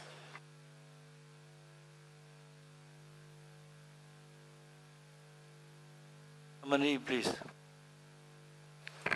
Thank you, Mr. Chairman. This is mainly a clarification of language, and I'm not English mother tongue, nor I'm French mother tongue, but I still feel that between the two sentences, the French amendment and its English translation, in French there is the word seul, and in English this doesn't exactly correspond in my view how I do see the two sentences, but maybe the translators can help us out with this. I think there is a word missing or some expression missing.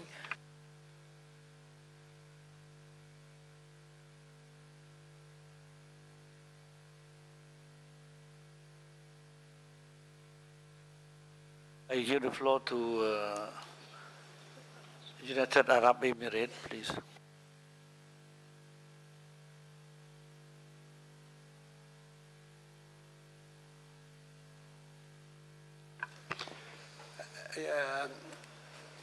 يا سيد الرئيس، نحن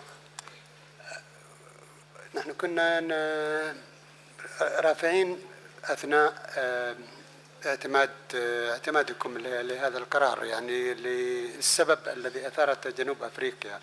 هل هذه إضافة أم تعديل؟ الناحية الجانب الآخر أنه أيضا من وجهة نظرنا هناك مشكلة صياغة بالإنجليزي في النص المعروض أمامنا، مثل the proposed amendments communicated is not the right word to members, you know. It could be with better word, can be put or can if they sign only by member state. We think this is a rule of procedures, that any proposal should be put through one member state or more, and it can be looked at. This is not new.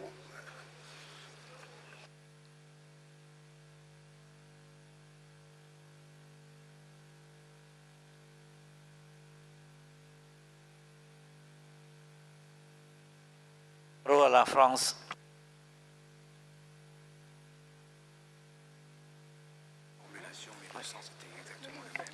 Merci, Monsieur le Président. Nous ne souhaitions pas modifier le contenu du texte lui-même, et simplement le clarifier par une formulation qui nous semblait univoque et qui ne donne pas lieu justement à des interprétations équivoques. C'est là notre seul souci. Merci, Monsieur le Président.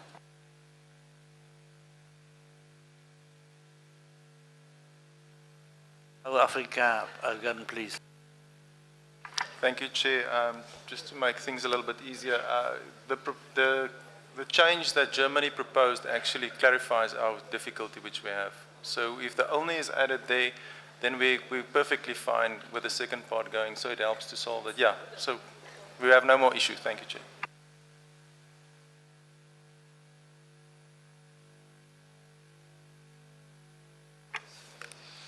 Thank you. It was only the problem of translation, which I said at the beginning. English is prevailing in this committee, and that's why I'm speaking French all the time. I would like to, we can then proceed to the adoption to whole decision. As it's 37, com 11. Mr. Chair, you can proceed. Thank you very much. Je propose l'adoption de la décision 37 comme 11. Est-ce qu'il n'y a pas d'opposition? Donc la décision est adoptée.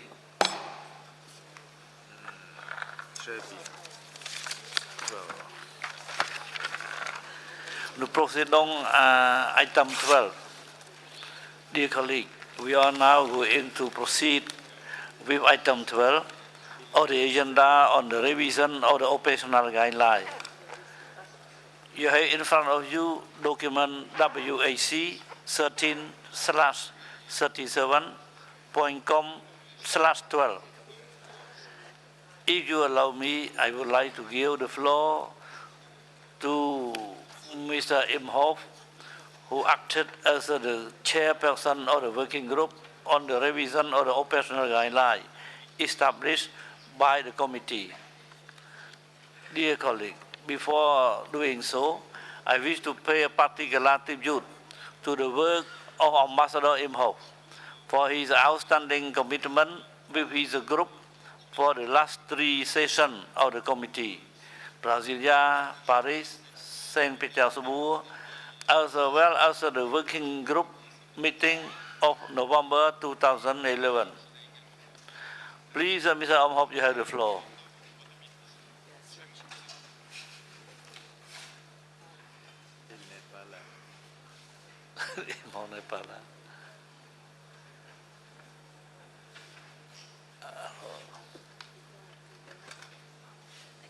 Est-ce qu'on peut appeler, inviter M. Imhoff?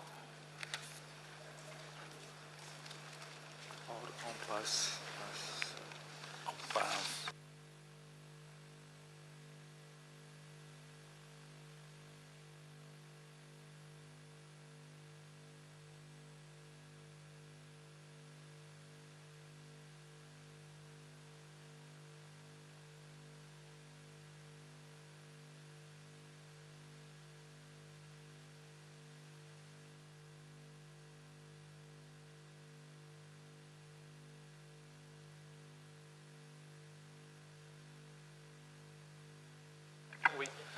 Merci, Monsieur le Président. J'aimerais d'abord vous demander pardon, j'étais là où le roi va seul. Je vous fais volontiers le rapport oral. Je vais essayer d'être aussi bref et aussi concis que possible. Le groupe de travail s'est réuni 6 fois à l'heure du déjeuner Il était constitué, comme vous le savez, sur la base du mandat qui figure dans le document VHC 1337.com12.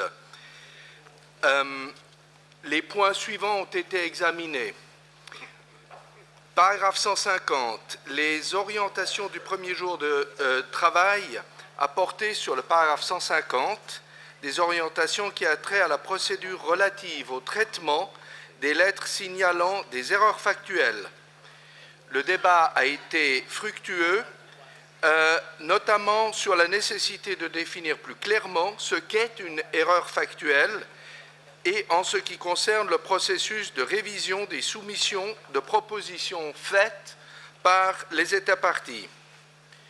Une proposition a été faite par les délégations de l'Inde, du Brésil, soutenue par la Suisse, pour une révision du paragraphe 150, proposition qui a été amendée après discussion.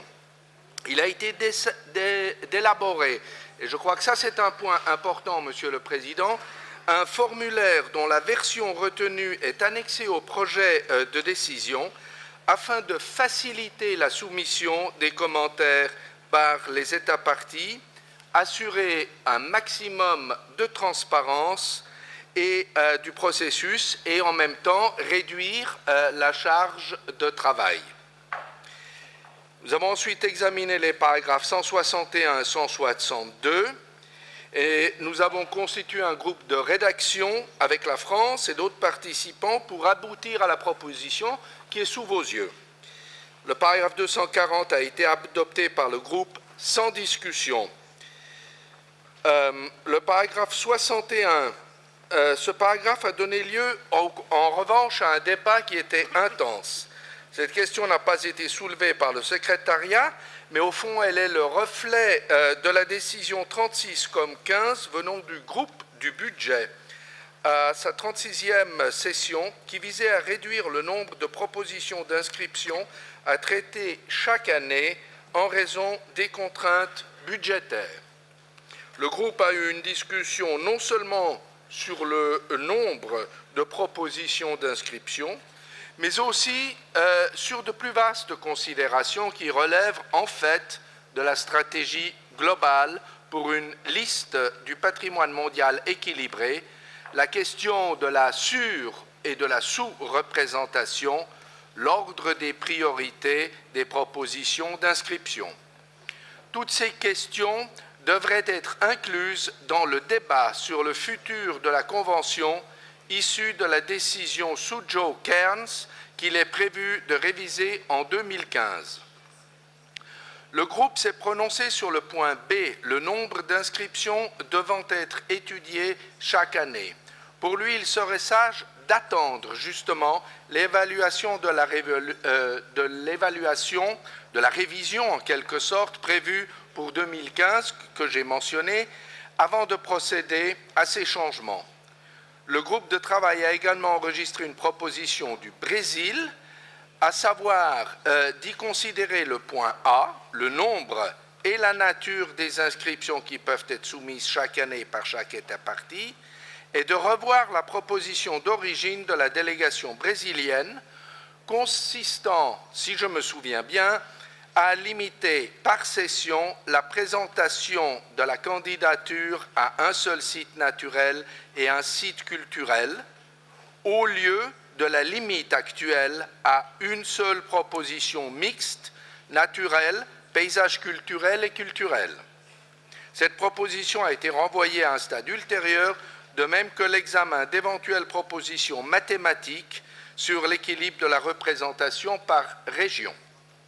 Pour ces raisons, le groupe de travail propose de ne pas toucher à l'heure actuelle au libellé du paragraphe 61, de garder donc le chiffre de 45. Il propose en revanche que le débat sur ces questions soit repris, comme je l'ai mentionné, dans le cadre de la révision de la décision Suzhou-Cairns. Paragraphe 132, une longue discussion a également eu lieu sur ce paragraphe. Il a été constaté que les amendements proposés par le secrétariat apportent davantage de clarté, particulièrement en ce qui concerne les cartes topographiques. Vous voyez les modifications proposées dans le projet de décision. Je renonce à les éclairer. Paragraphes 127, 141 et 168. Il a été décidé de ne pas rendre obligatoire la soumission de projets de dossiers d'inscription avant le 30 septembre, mais en revanche d'encourager fortement les parties à le faire. C'est l'approche que reflète d'ailleurs la version qui est proposée par le groupe de rédaction de ces paragraphes. Cela a eu pour conséquence qu'il y a donc une modification au paragraphe 127, mais que, évidemment, le groupe de travail n'a pas suggéré de modification au paragraphe 141 et 168 concernant la réception des projets de dossiers d'inscription, puisque cela n'a pas été rendu obligatoire. Nous sommes passés ensuite à un deuxième chapitre qui concernait les réunions internationales, et nous avons parlé là de plusieurs réunions. Il a été notamment fait référence dans le projet de décision d'un besoin de réflexion plus approfondie dans le contexte approprié. À cet égard, le groupe a également souligné que ces réflexions doivent trouver leur reflet en bonne et due place dans les textes les plus appropriés, qu'elles pourraient donc être insérées non pas nécessairement dans les orientations, mais dans les manuels de ressources ou les pages Internet. Suite aux recommandations de la réunion du Danemark sur les peuples autochtones, plus particulièrement, il y a eu consensus sur le fait d'attendre que le Conseil exécutif de l'UNESCO ait examiné la question de la politique sur les peuples indigènes. Nous avons parlé également des questions relatives aux synergies entre les deux conventions, celle qui nous occupe, c'est-à-dire la convention de 1972 sur le patrimoine mondial et la convention de 1954. On a examiné brièvement la proposition de M. Goose, président du comité de la convention de 1954, d'inclure dans le formulaire du dossier d'inscription des biens figurant sur la liste du patrimoine mondial la possibilité de demander par la même occasion le statut de protection renforcée sous l'égide du second protocole de la Convention de 1954. Nous considérons qu'il s'agit là d'une idée intéressante et proposons de mandater le Centre du patrimoine mondial de travailler conjointement avec le secrétariat de la Convention de 1954 à la présentation d'une proposition concrète à examiner prochainement. Je souhaiterais, pour terminer, Monsieur le Président, rappeler quelques questions qui ont été soulevées et qui me paraissent importantes. Vous vous souviendrez que la décision 36-13-1 reconnaît précisément, et je cite, « la valeur de la proposition présentée par la Jordanie visant à remplacer le texte du paragraphe 68 des orientations », fin de citation, mais a cependant considéré que, et je cite encore une fois, « la modification ne s'impose pas à ce stade », fin de citation. En cours de séance du groupe de travail, il a été proposé, Monsieur le Président, d'aborder ce thème lors d'une prochaine session. Nous avons également reçu des propositions de l'Inde concernant les paragraphes 112 et 174. Par ailleurs, le Brésil a de son côté soumis des propositions relatives aux paragraphes 191 ainsi que des propositions concernant la soumission d'erreurs factuelles au SOC qui auraient une incidence sur les paragraphes 174, 175 et 177. En outre, nous avons conclu que toute question relative au règlement intérieur, à la stratégie à long terme et au processus ainsi qu'au futur de la Convention devrait être examinée ultérieurement, peut-être dans le cadre d'une discussion approfondie sur les orientations de politique générale. C'est le point suivant à l'ordre du jour. Pour finir, nous avons mené une réflexion sur la méthodologie. J'ai déjà mentionné que des adaptations des orientations, guides juridiques pour les utilisateurs sur le terrain, ne devraient pas être faites dans la précipitation et que le comité a adopté un cycle de 4 ans pour ce faire. On peut considérer que le cycle se termine aujourd'hui, mais comme nous venons de le voir, de nouvelles propositions sont déjà sur la table. Vu nos réflexions générales concernant la stratégie globale, je propose que nous envisagions de mener la prochaine révision majeure des orientations en 2015 en ligne avec l'évaluation de la stratégie globale et un certain nombre d'autres processus. Voilà, Monsieur le Président, j'ai peut-être été trop long, mais je crois que c'était important, les propositions du groupe de travail qui sont reflétées d'ailleurs dans les 2 projets de décision que vous avez devant vous, 37 comme 12.1, qui n'a pas porté à discussion bien entendu, puisqu'il reflète simplement la décision du comité de lundi dernier, et le 37 comme 12.2 avec son annexe, le formulaire. Merci, Monsieur le Président. Thank you for this very clear presentation. I would like to remind you that we are invited to adopt the draft decision 12.1 and 12.2.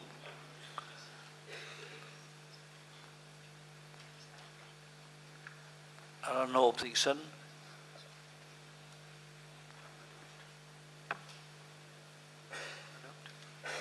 The decision is adopted. India, please. Thank you, Chair. Sometimes committees take wise decisions. Chairpersons always take wise decisions. And this wise decision was to request Ambassador Imhoff to chair this group. I think we should record our appreciation of his stewardship of the working group. Thank you, Chair.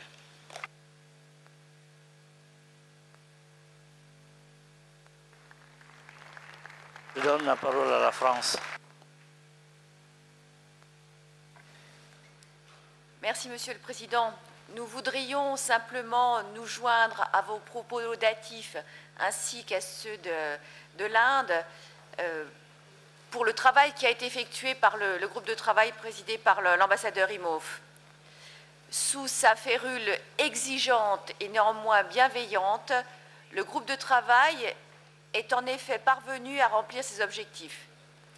Et nous tenions à lui renouveler nos remerciements et nos félicitations pour ce remarquable travail collectif. Merci, Monsieur le Président.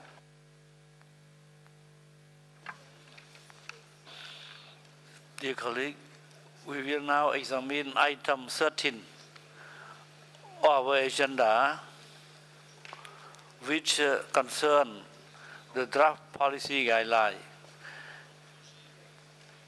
The relevant document is a document WHC 13/37.com/13 that you have in front of you.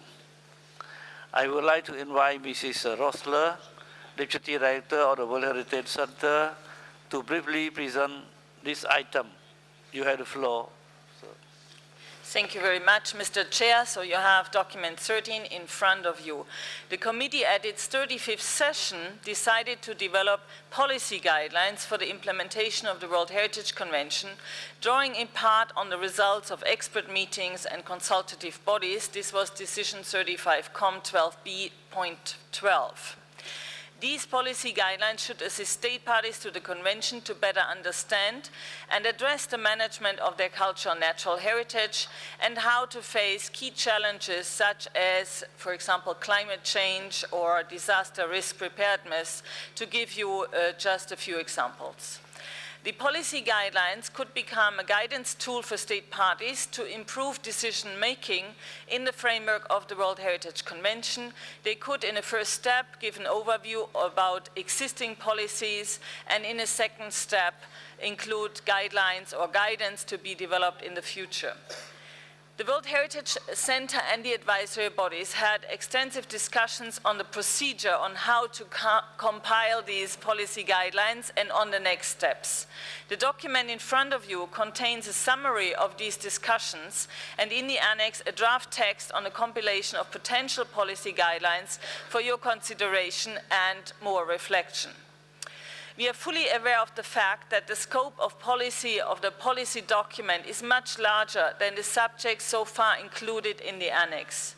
But the compilation and further elaboration of policy guidelines needs a considerable resource allocation to provide a useful result.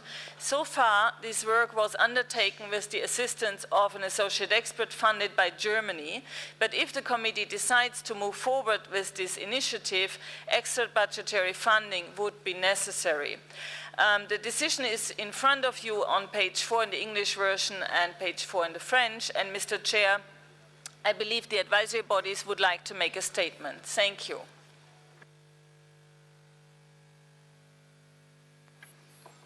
So if we have some comment about that, please. Advisory body, IUCN, ECOWAS. The IUCN, please. Yes, thank you, Chair. And this is a joint statement on behalf of all three advisory bodies, and we'd like to make three remarks with respect to item 13, essentially echoing, I think, the points that the Secretariat is also raising. Firstly, we'd like to express our appreciation for the work the World Heritage Centre has undertaken to compile some of the policy-related decisions that have been issued by the World Heritage Committee over the years, and also reference some of the various guidance documents that have been developed pursuant to those decisions. However, we just do not consider that this document in its present form can be seen to be policy guidelines, and I think the Secretariat feel the same about that. Secondly, as noted in the background section of item 13, we feel there is a substantial potential for confusion as a result of the term guidelines for this document, which suggests they have a parallel footing in some way to the operational guidelines, rather than being focused on the policy decisions of the committee and how these are understood and applied on the ground within World Heritage sites. And the term policy might also create some confusion in this respect, since this word can be used in a number of different contexts. And so we would recommend further reflection on the purposes of this initiative, but also considering a different name for the document, in particular in relation to the word guidelines, that better reflects its advisory nature, but in particular to ensure it will not conflict or create confusion with the statutory role of the operational guidelines. And then lastly, we would note that the funding to secure the necessary capacity and skills for this work, not just the compilation of the decisions, but also the analysis and the development of analysis of policy gaps is lacking. We consider that securing the adequate funding required to define the objectives, the scope and the structure of this document, and to undertake a thorough and comprehensive analysis of the subject is critically important to ensure it is a fit-for-purpose exercise, and unless it is, it could be something quite confusing, and therefore we would really advise the committee not to undertake such a documentation until there is adequate resources to deliver the project, and in particular to have a clearly defined and costed concept of what policy guidelines would be in practice. Thank you very much, Mr. Chairperson. Have more comment on this, please? I give the floor to India, please. Thank you, Chair. I'd like to note the work done by the World Heritage Center and the advisory bodies. But this policy document does not read like a policy document. The World Heritage Center has pointed that out. IUCN has pointed this out. It's actually a collection of cut and paste from various workshops. That's really not a policy document. So the issue that we have is, well, how do we go about doing it? To us, and we note the lack of financial resources, we note the problems that are there, but the second part is who should do it? Well, the World Heritage Center is, I believe, overburdened. It may not be the right organization. the advisory bodies, at least two of them, because they are in the thick of things, it's very difficult for them to take the detachment to move a step back and produce a document that is clear, does not have acronyms, is easy to understand without the help of a lawyer, and is available to the world as a whole. So I raise this question because I don't think this way you're going to make progress. There are two semi-policy documents that this committee has considered. One was a remarkable document which had security councils and rhinos, and the other is this one. Neither of them is showing very much consistency or clarity. So I raise the issue because I think we should find a way, and then the resources, and to us, if possible, the most sort of inexpensive way, the most clear-cut way may perhaps be to request ICROM to prepare a draft and outline, because they will have, let me say, more detachment than the advisory bodies. They will be less burdened than the World Heritage Center. That what we have before us is not a basis for anything. Thank you, Chair.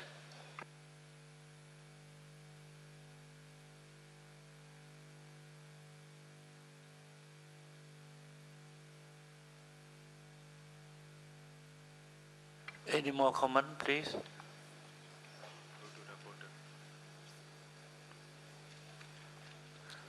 You, the rapporteur, please. Merci, Monsieur le Président. On va au paragraphe 6 d'abord.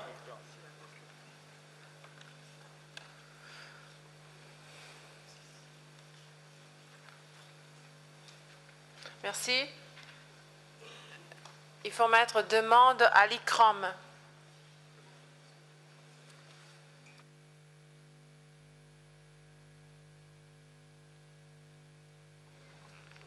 Et vous biffez centre. Voilà.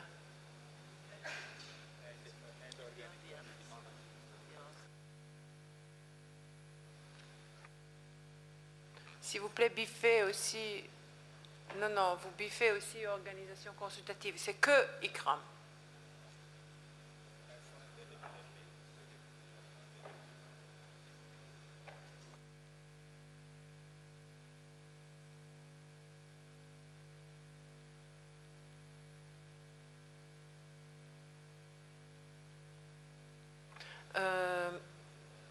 Merci, Monsieur le Président. Je pense que c'est prêt à l'adoption. On a changé ce qu'il fallait changer. On peut aller au début, s'il vous plaît, aller à la décision au début. Bon, voilà, Monsieur le Président, vous pouvez procéder à l'adoption de la décision 37 comme 13, telle que... il y a la Suisse, Monsieur le Président. Thank you, Chair. Sorry, I give the floor to Estonia first. Thank you very much. As we heard from the introduction, this process is still very much underway, and it's really not possible to continue with unfunded work at a time of significant budget cuts when specific work on priorities is required.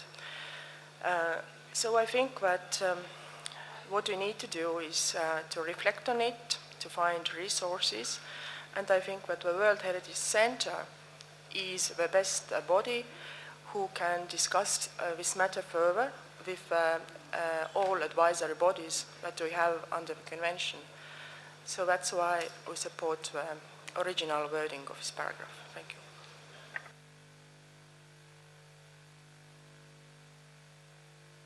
Give the floor to India, please. Thank you, Chair. For perhaps the first time in this committee meeting, I actually agree with Estonia. I actually made a proposal, meaning a suggestion, and before acting on it, I think we should actually ask the bride, which is ICROM, if they would like to do this.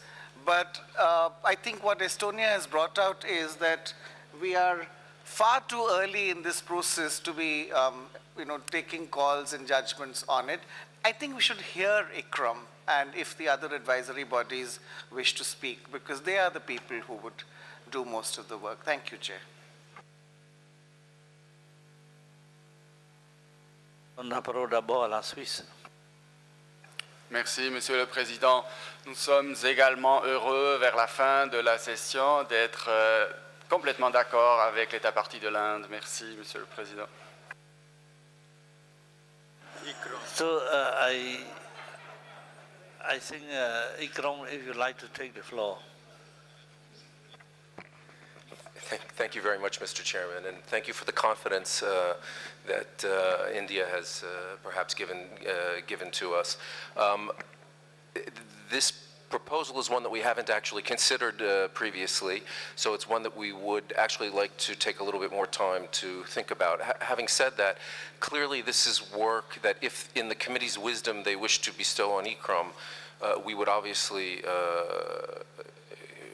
we would obviously try to respond to that request, but I would point out that we certainly couldn't do it alone. We certainly couldn't do it without the strong input of the World Heritage Center and the strong input of the other advisory bodies. It's certainly not something that we could take on board on our own without a strong collaboration of those other bodies. Furthermore, I would just ask whether at this point, just clarify what it is exactly that the committee would be asking for.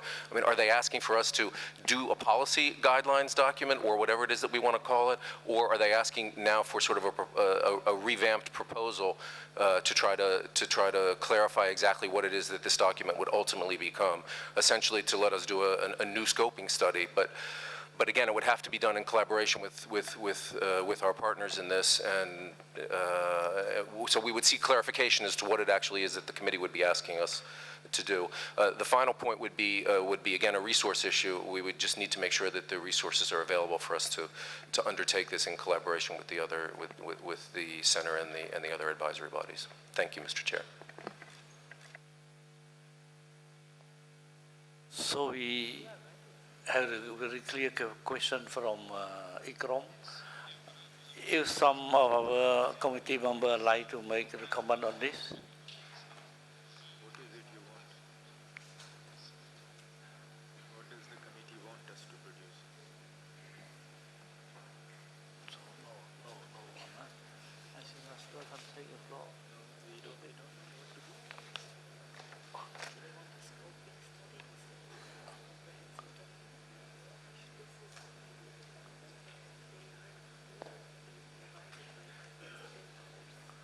So I think the first point is more important than the clarification on how to do. The clarification on how to work on this general policy.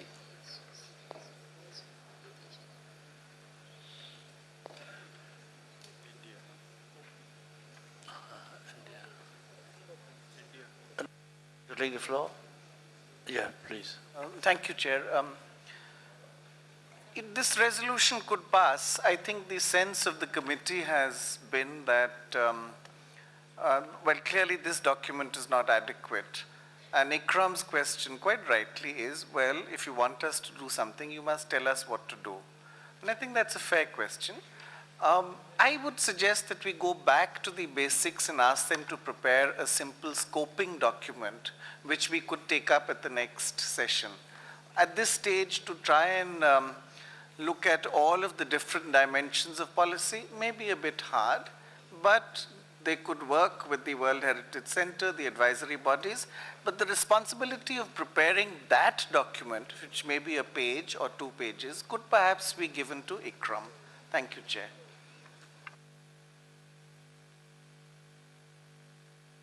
I think so far I see the issue of policy guideline is still very vague.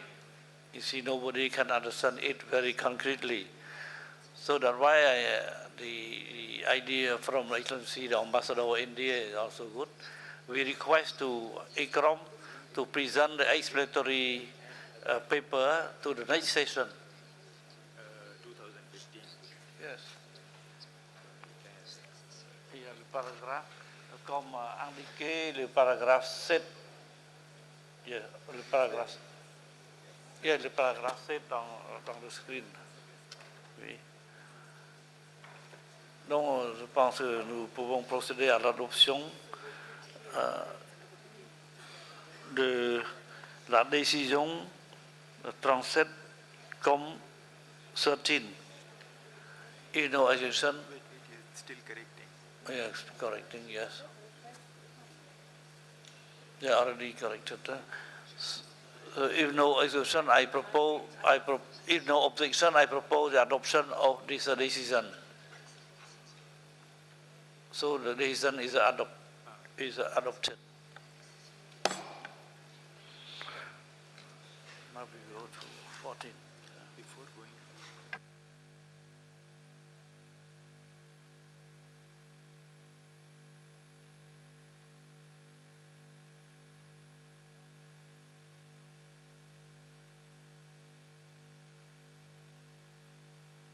Dear colleague, you see, before going to the item 14, I have to consult, I think, our distinguished committee. The morning we foresee, you see, the end of the session this morning, you see, but now we did work slowly, and maybe we have to continue our afternoon session. If you agree, you see, we will resume the afternoon session at 2:30, because we, at any case, we cannot complete all the items this morning. Yeah, so no objection. No? So we come to the item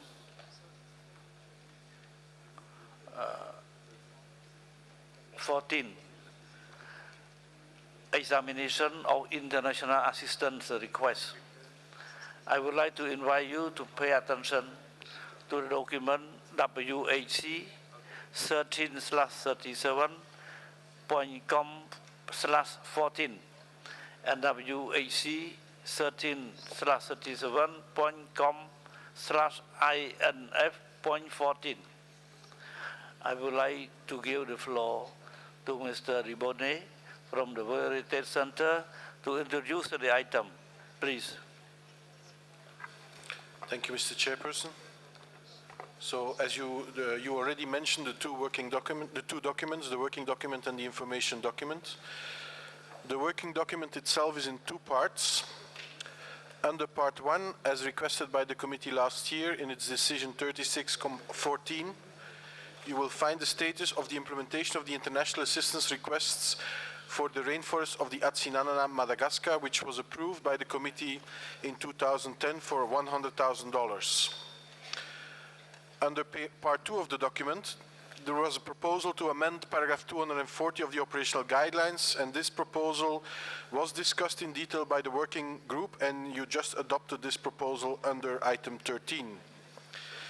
In addition, in the annex to the document, there is also an analysis of preparatory assistance requests dedicated to the preparation of nomination files and approved during the period of 2001 to 2010.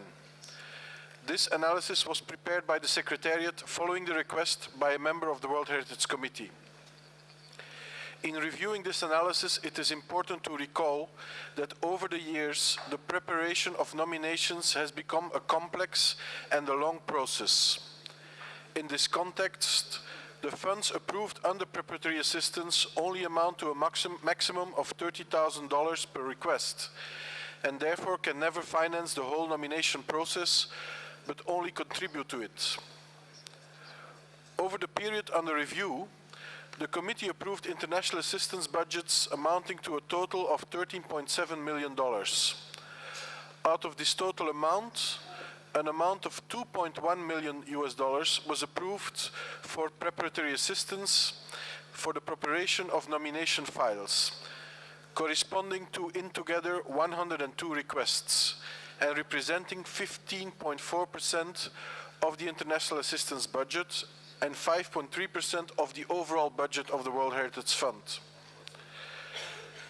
Nomination files were submitted in 79 cases out of 102. So that corresponds to a rate of 77.4%. Out of these 79 submitted nominations, 43 led to an inscription, which means a rate of 55.4%. It is also important to note that the nomination process is a long one, and so the fact that a nomination file has not yet been submitted does not mean that it will not be submitted in the future. In particular, this is the case for the assistance requests which were approved at the end of the analyzed period. Finally, some other important considerations to take into account are the following. One of the important phases of the preparation process is the comparative analysis, to make the case that the values of the sites are globally outstanding.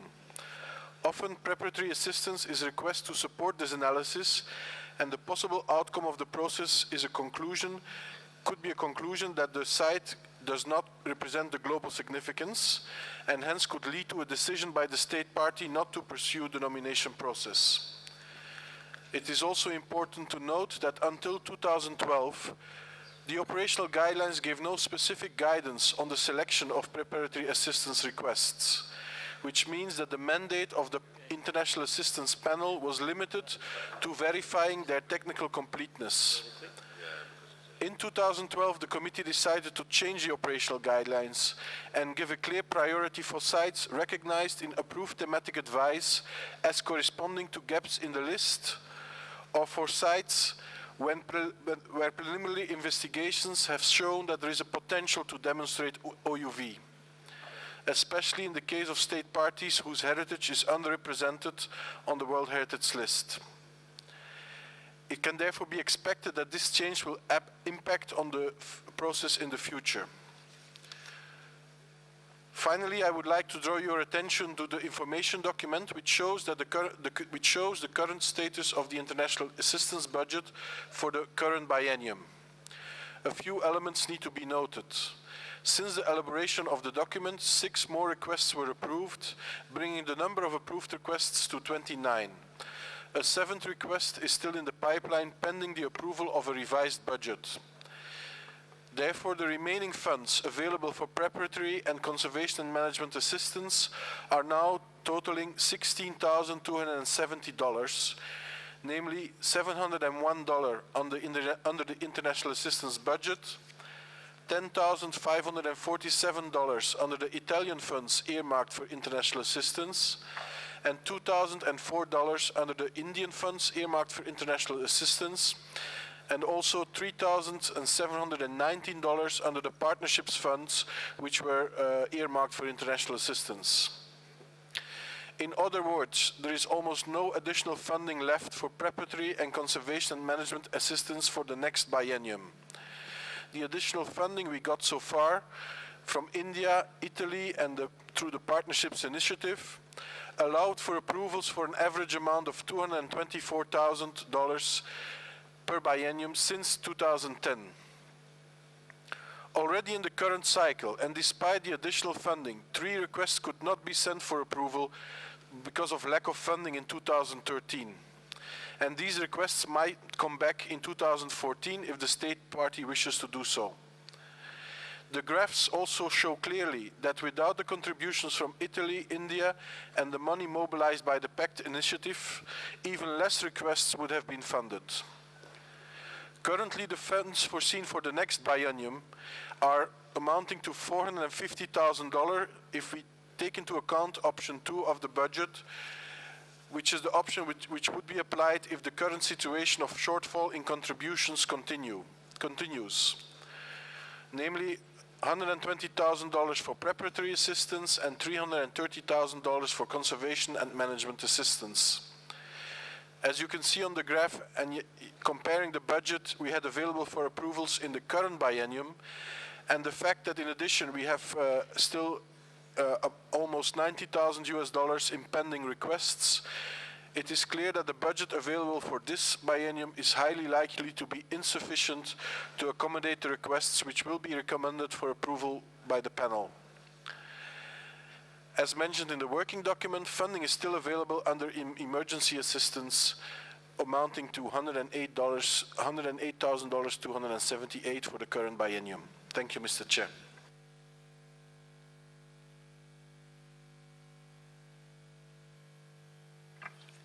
Thank you.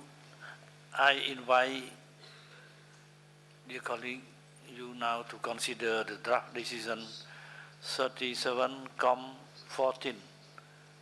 Are there any comment, please?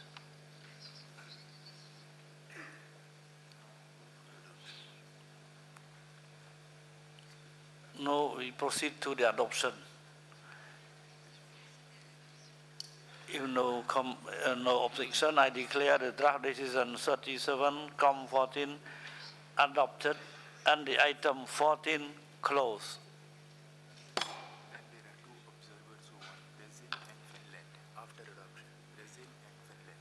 Yeah, I give the floor to Brazil, please.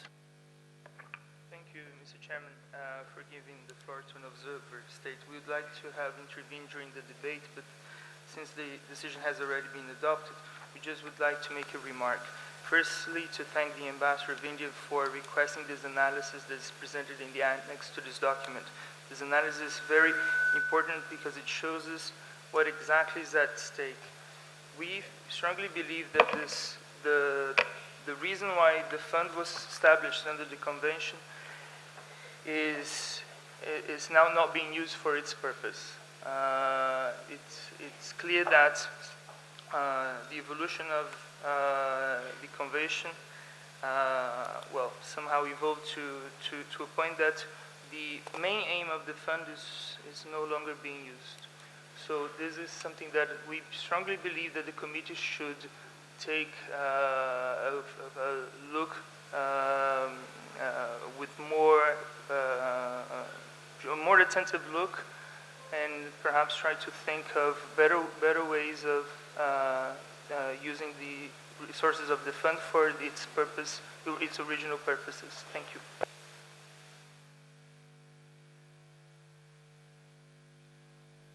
The floor to Finland, please.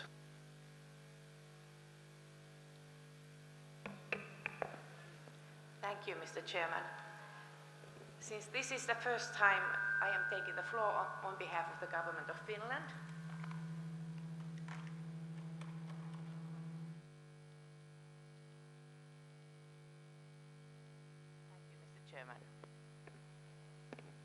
Thank you, Mr. Chairman. Sorry for that. Since this is the first time I am taking the floor in this meeting on the Government of Finland, I would still like to thank the Government of Cambodia for the warm hospitality and for the excellent arrangement of this meeting. During this committee meeting, we have been hearing reports concerning the difficulties and threats faced by a number of World Heritage sites, and we are concerned about them. At the same time, the World Heritage Fund is facing a difficult financial situation, which is limiting its capacity to respond to international assistance requests from the states parties. In order to support the fulfillment of the Convention's objectives, Finland is pleased to inform that following the example of Italy and India, Finland will be providing an additional voluntary contribution to the World Heritage Fund for international assistance for conservation and management of natural and mixed sites this year. Thank you, Mr. Chairman.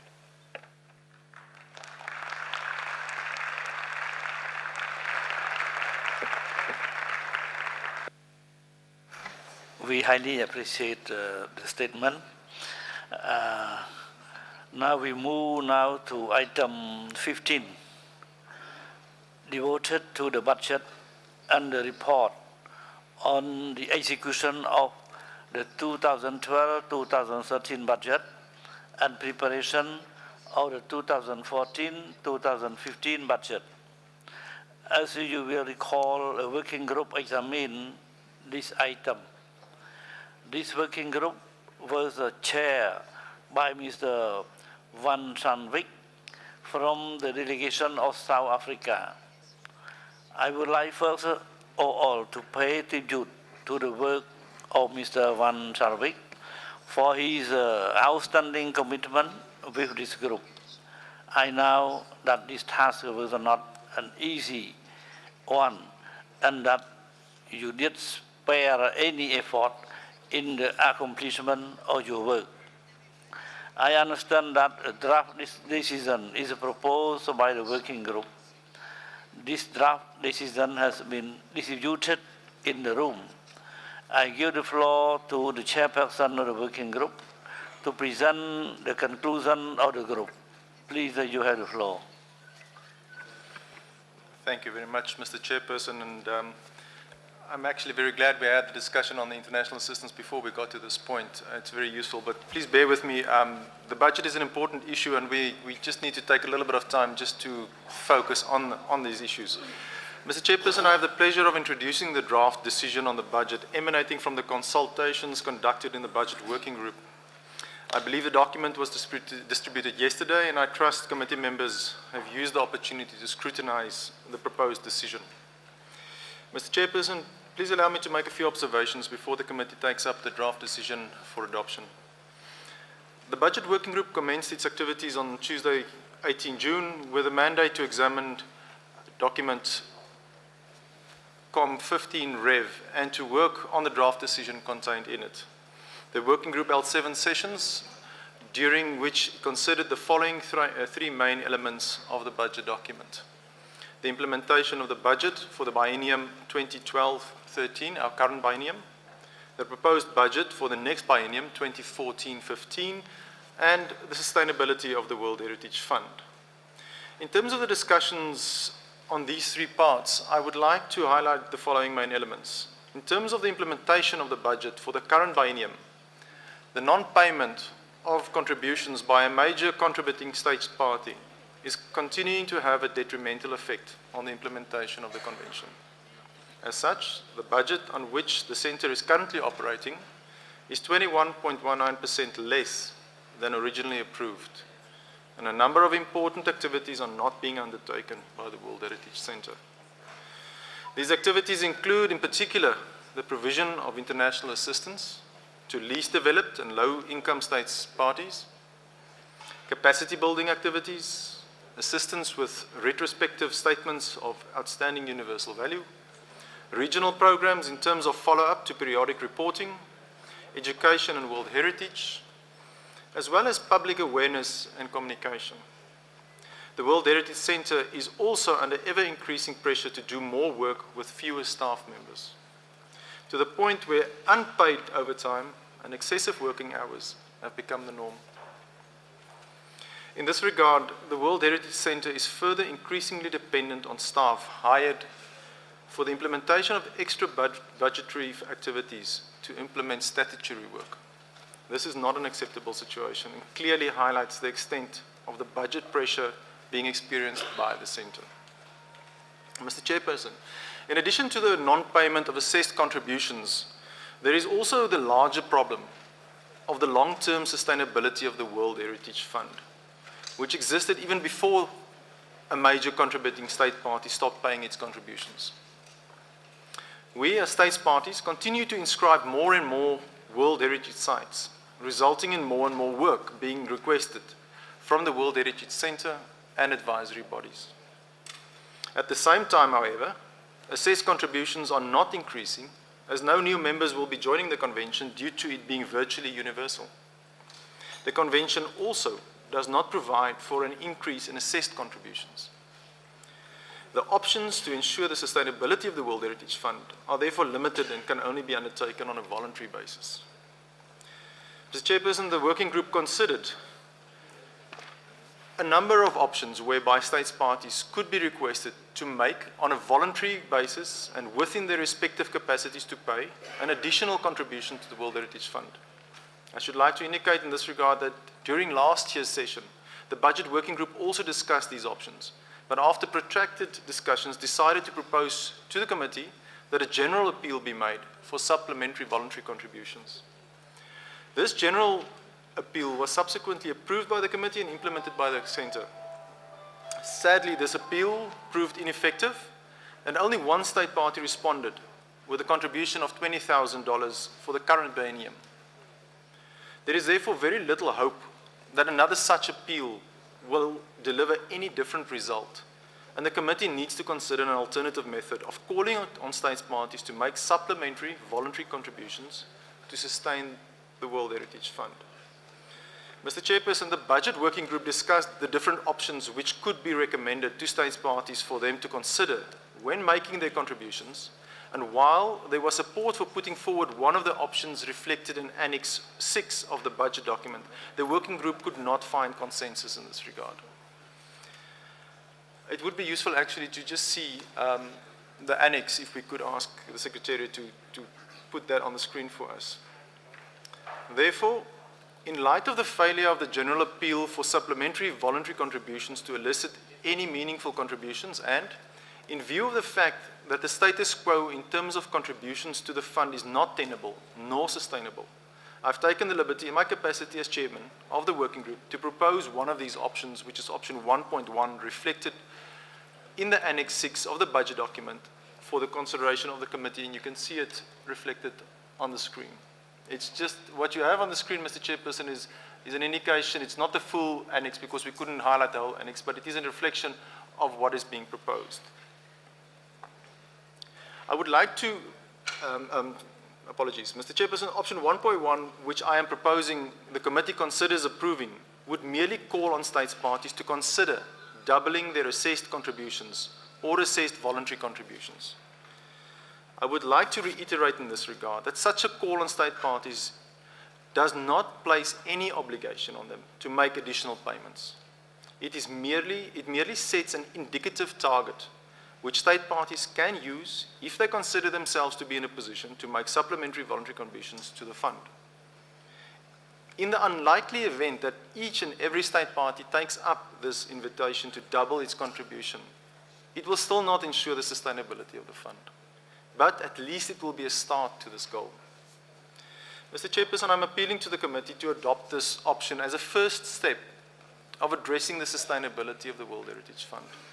I'm few committee members that interpret this voluntary appeal as in some or other way placing an obligation on them not to block this decision, but rather to allow states parties to decide for themselves whether they would like to double their contribution or not. Aside from this one matter, Mr. Chairperson, I'm happy to report that the remainder of the draft decision enjoyed consensus, and it is recommended that the committee consider adopting it as presented. Finally, Mr. Chairperson, allow me to thank all the delegates, committee members and non-committee members, experts, the advisory bodies, the World Heritage Center, for their wonderful cooperation and support, as well as the collegial manner in which we were able to conduct our work. I would also like to thank the host country, Cambodia, for the facilities and support personnel which it made available to the Budget Working Group, which greatly facilitated our work. Thank you, Mr. Chairperson.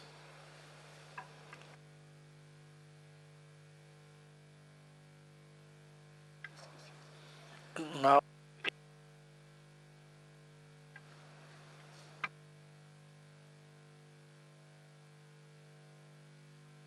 floor to Japan, please. Well, thank you very much, Mr. Chair.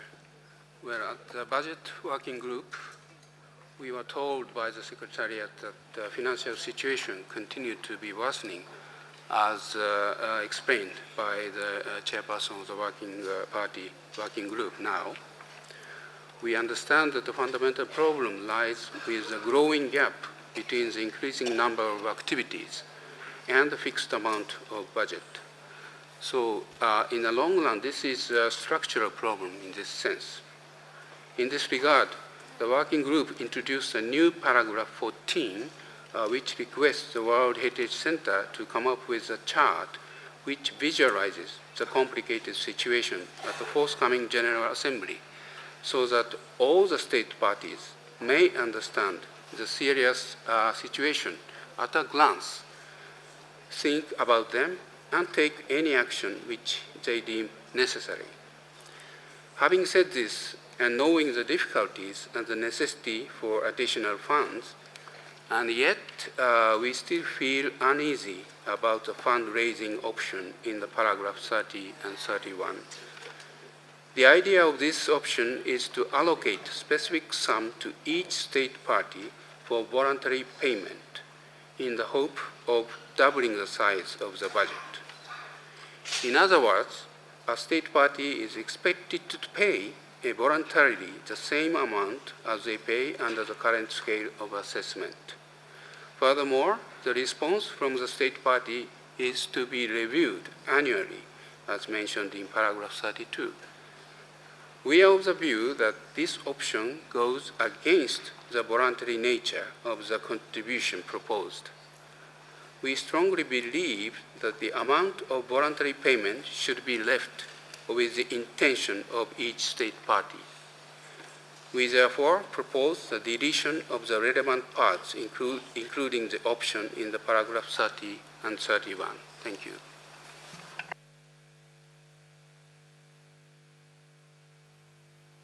Je donne la parole à la délégation du Cambodge.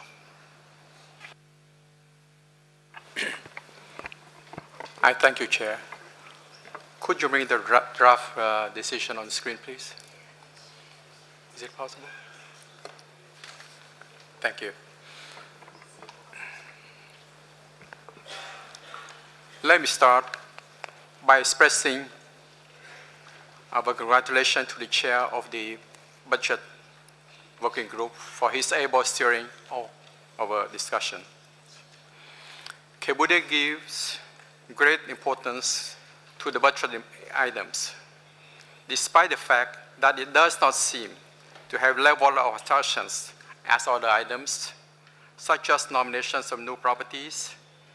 We believe that if our committee does not find a solution for the financial problems clearly outlined in the budget working group's reports, the very credibility of our convention is threatened.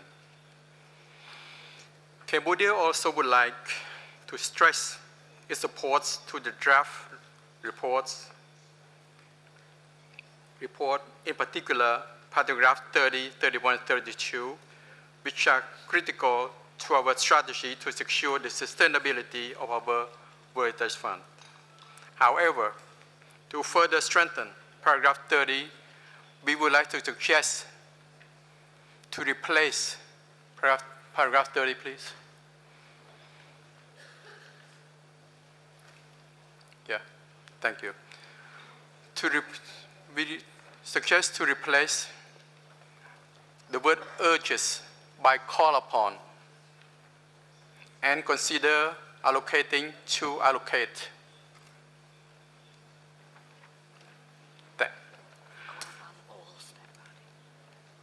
I thank you very much.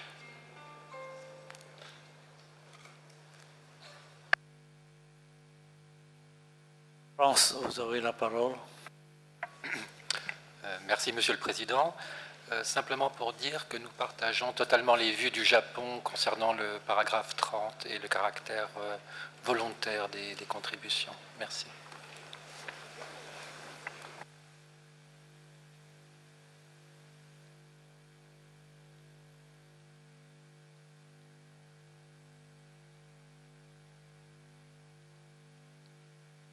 Give the floor to Germany, please.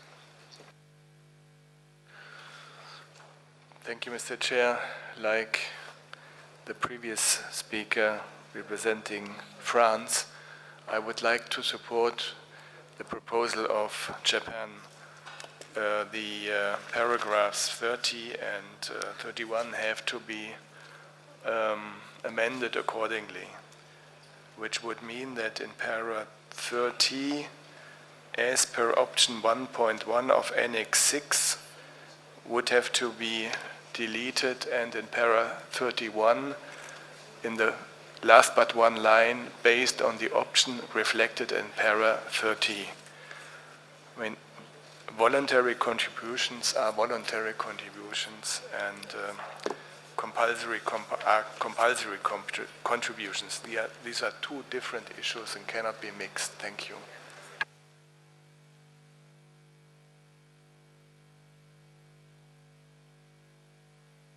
Mohammed, please. Je donne la parole à Russie. Спасибо большое. Мы поддерживаем предложение Германии, Франции и Камбоджи. Действительно нужно отразить вот эту добровольность взносов. Спасибо.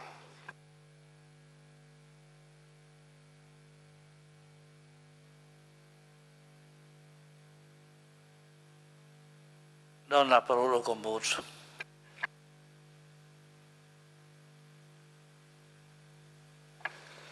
Thank you, Chair, for giving me the floor again.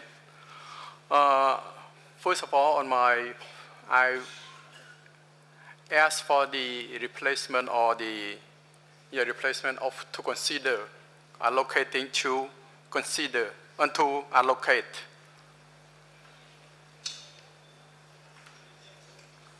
Not consider allocating, to allocate. Second, I would like to say all state parties, call upon all state parties. Thank you.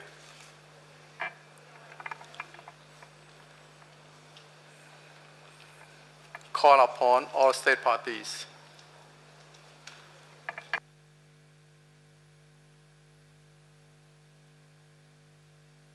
Floor to India, please. Thank you, Chair.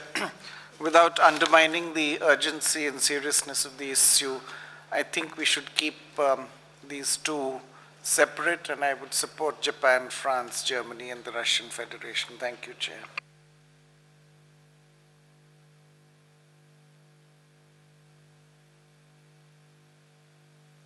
Germany again, please. Germany again, please.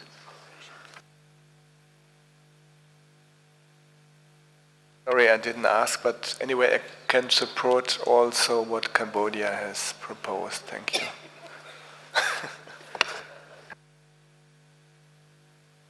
The floor to Russia, please. Уважаемые коллеги, я абсолютно здесь за консенсус, потому что какими бы хорошими словами мы не призывали наше Министерство финансов дать деньги в фонд, это будет зависеть не от этих слов. Вот, поэтому, если все поддерживают предложение Камбоджи, потому что мне кажется, что оно достаточно жесткое такое, все-таки to consider allocating звучит несколько помягче. Спасибо.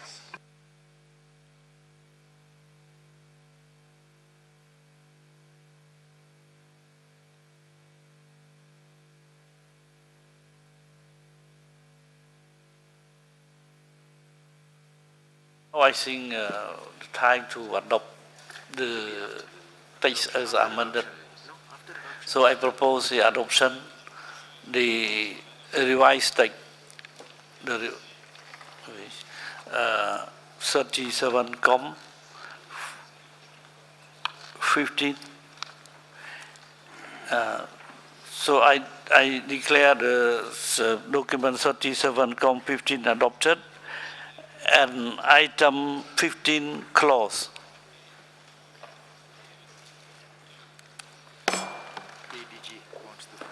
ADG, please. Thank you, Mr. Chairman. I would like to thank the committee for this decision, but I think it's important that you also understand how your decision is framed in the overall situation of the organization, because you only look in your decision at one component of the activities of the World Heritage Center, that is to say the fund, the World Heritage Fund, which is the fund that the member states use for supporting the services of the advisory bodies, international assistance, and so on. But of course, the activities of the World Heritage Center are made up also by other budgets. And one of them, the most important one, is the budget of UNESCO. So I would like to inform you of what's happening on that side, because whatever you decide in the future will also, of course, impact on the activities on the center, and will be influenced by the situation of the organizations. As you know, the organization is facing a difficult moment. We have lost in the past biennium, the current biennium, almost 30% of our resources. And as we are looking at the next biennium, there is a very important activity that is taking place in this very moment at UNESCO in trying to reformulate the budget for the next biennium. This is not decided yet. As you know, for those who are in Paris, there will be a meeting on the 4th of July, an extraordinary session of the Executive Board that will look at the system of priorities that the organization will adopt in order to distribute its budget for the next biennium. There has been a lot of discussion, however, in the past few months, and as you perhaps know, also the Executive Board has appointed an ad hoc group, a group that has done an exercise of priority setting for the different activities of UNESCO. This exercise has been also subject to many discussions, so I just don't go into detail on that, because unless you're very interested, because we will see what the final outcome of the discussion is. But just as a summary, I think that I can convey to you the fact that conventions, cultural conventions, have appeared as a very important dimension and activities of UNESCO, so they've been largely supported by member states, which means that perhaps the cuts that will apply to the culture sector will be less severe than other sectors, but still, I think, and I'm afraid, on the order of the 20% of our budget. Our budget for the culture sector, the part that concerns the World Heritage Convention, was set up at $18 million. This covers both the staff cost and the activities. Now, this budget will be cut of around 20%, so we will have a problem there in terms of maintaining the level of staff and activities that we have, so far been able to provide. We don't know yet exactly in the terms of these cuts, but of course they will come, and therefore in the future discussions in the Assembly and perhaps next year, I think this situation will have to be assessed by you also with a high, say, degree of realism, because although we are trying to cope and to supplement the resources that are needed with voluntary contribution, extra budget, and so on, I don't think that we can maintain the same level of services that we provide today. This is the real issue that we are facing. We will have to discuss, and perhaps in working groups or in the Assembly, how and where to operate in terms of reducing or postponing or changing operational models so that we can keep maintaining a very high profile and quality of services to the convention. But be aware, and I'm really sorry to say that the situation does not allow for a continuation of the business as usual as we had in the past years. Thank you very much, Mr. Chairman.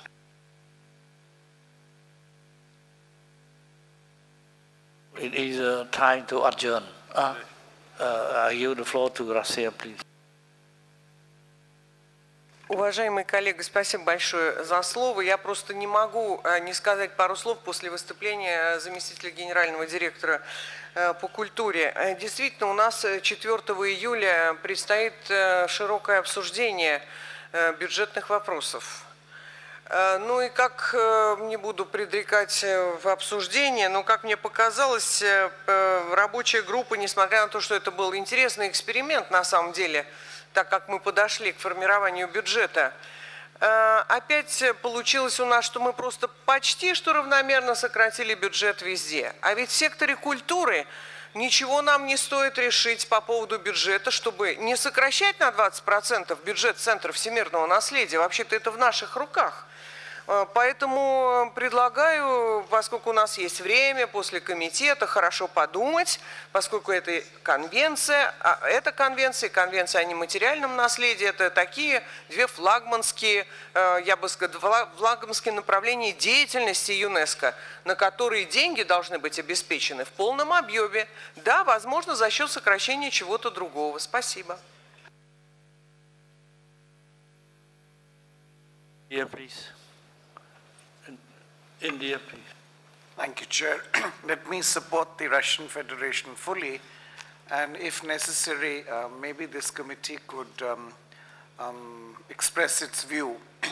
If not collectively, certainly as individual members also of the ad hoc working group on this convention and on the Convention on Intangible Cultural Heritage. So I leave it to the wisdom of the chair and the members, but it would be nice to take a collective view, but if not, I would urge members to take a view at the ad hoc working group and the executive board on the 4th of July. I leave it to you, respected chair. So if there is a more comment about that, you see, I can see the ambassador of India refer to the collective view. So how to get the collective view? So we have to do the resolution or what? Please. Уважаемый господин президент, я не исключаю, что Комитет всемирного наследия мог бы сделать такую пожелательную рекомендацию к исполсовету. Не жесткую, пожелательную рекомендацию попросить рассмотреть, не сокращать бюджет Комитета всемирного наследия и бюджета, выделяемого на работу в рамках конвенции по нематериальному наследию. Вот эти две конвенции, они очень связаны друг с другом, и это было бы вообще правильно. Не жесткую, а пожелательную.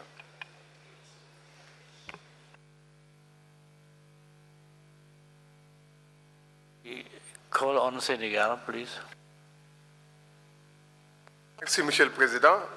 Bon, j'ai souvent entendu dire que cette convention était vraiment l'une des meilleures de l'UNESCO.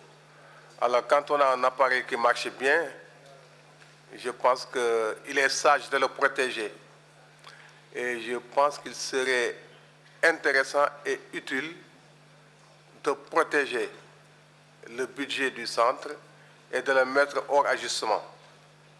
En quoi faisant, peut-être, comme le dit l'honorable délégué l'a reçu, en faisant une demande auprès des organes de décision pour que le budget du centre, en raison de l'importance de la convention, soit mis hors ajustement et protégé pour le moment.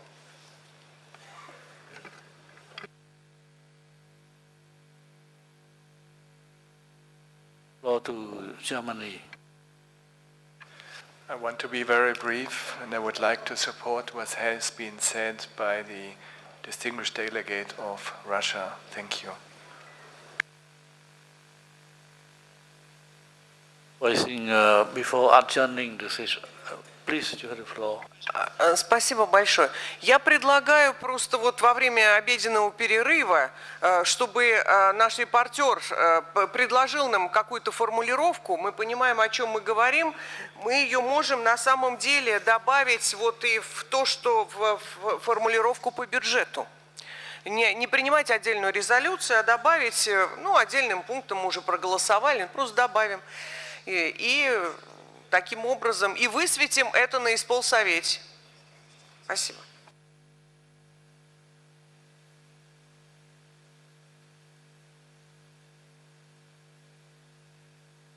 Yeah, I think we thanks the delegation of Russia is having raised the important idea. Now I think the Secretariat will present to the committee after in this afternoon session. You see the draft on the statement recommendation, draft or the recommendation for this important issue. So now it is a time to adjourn our morning session. So the session is adjourned. 2:30, 2:30, please.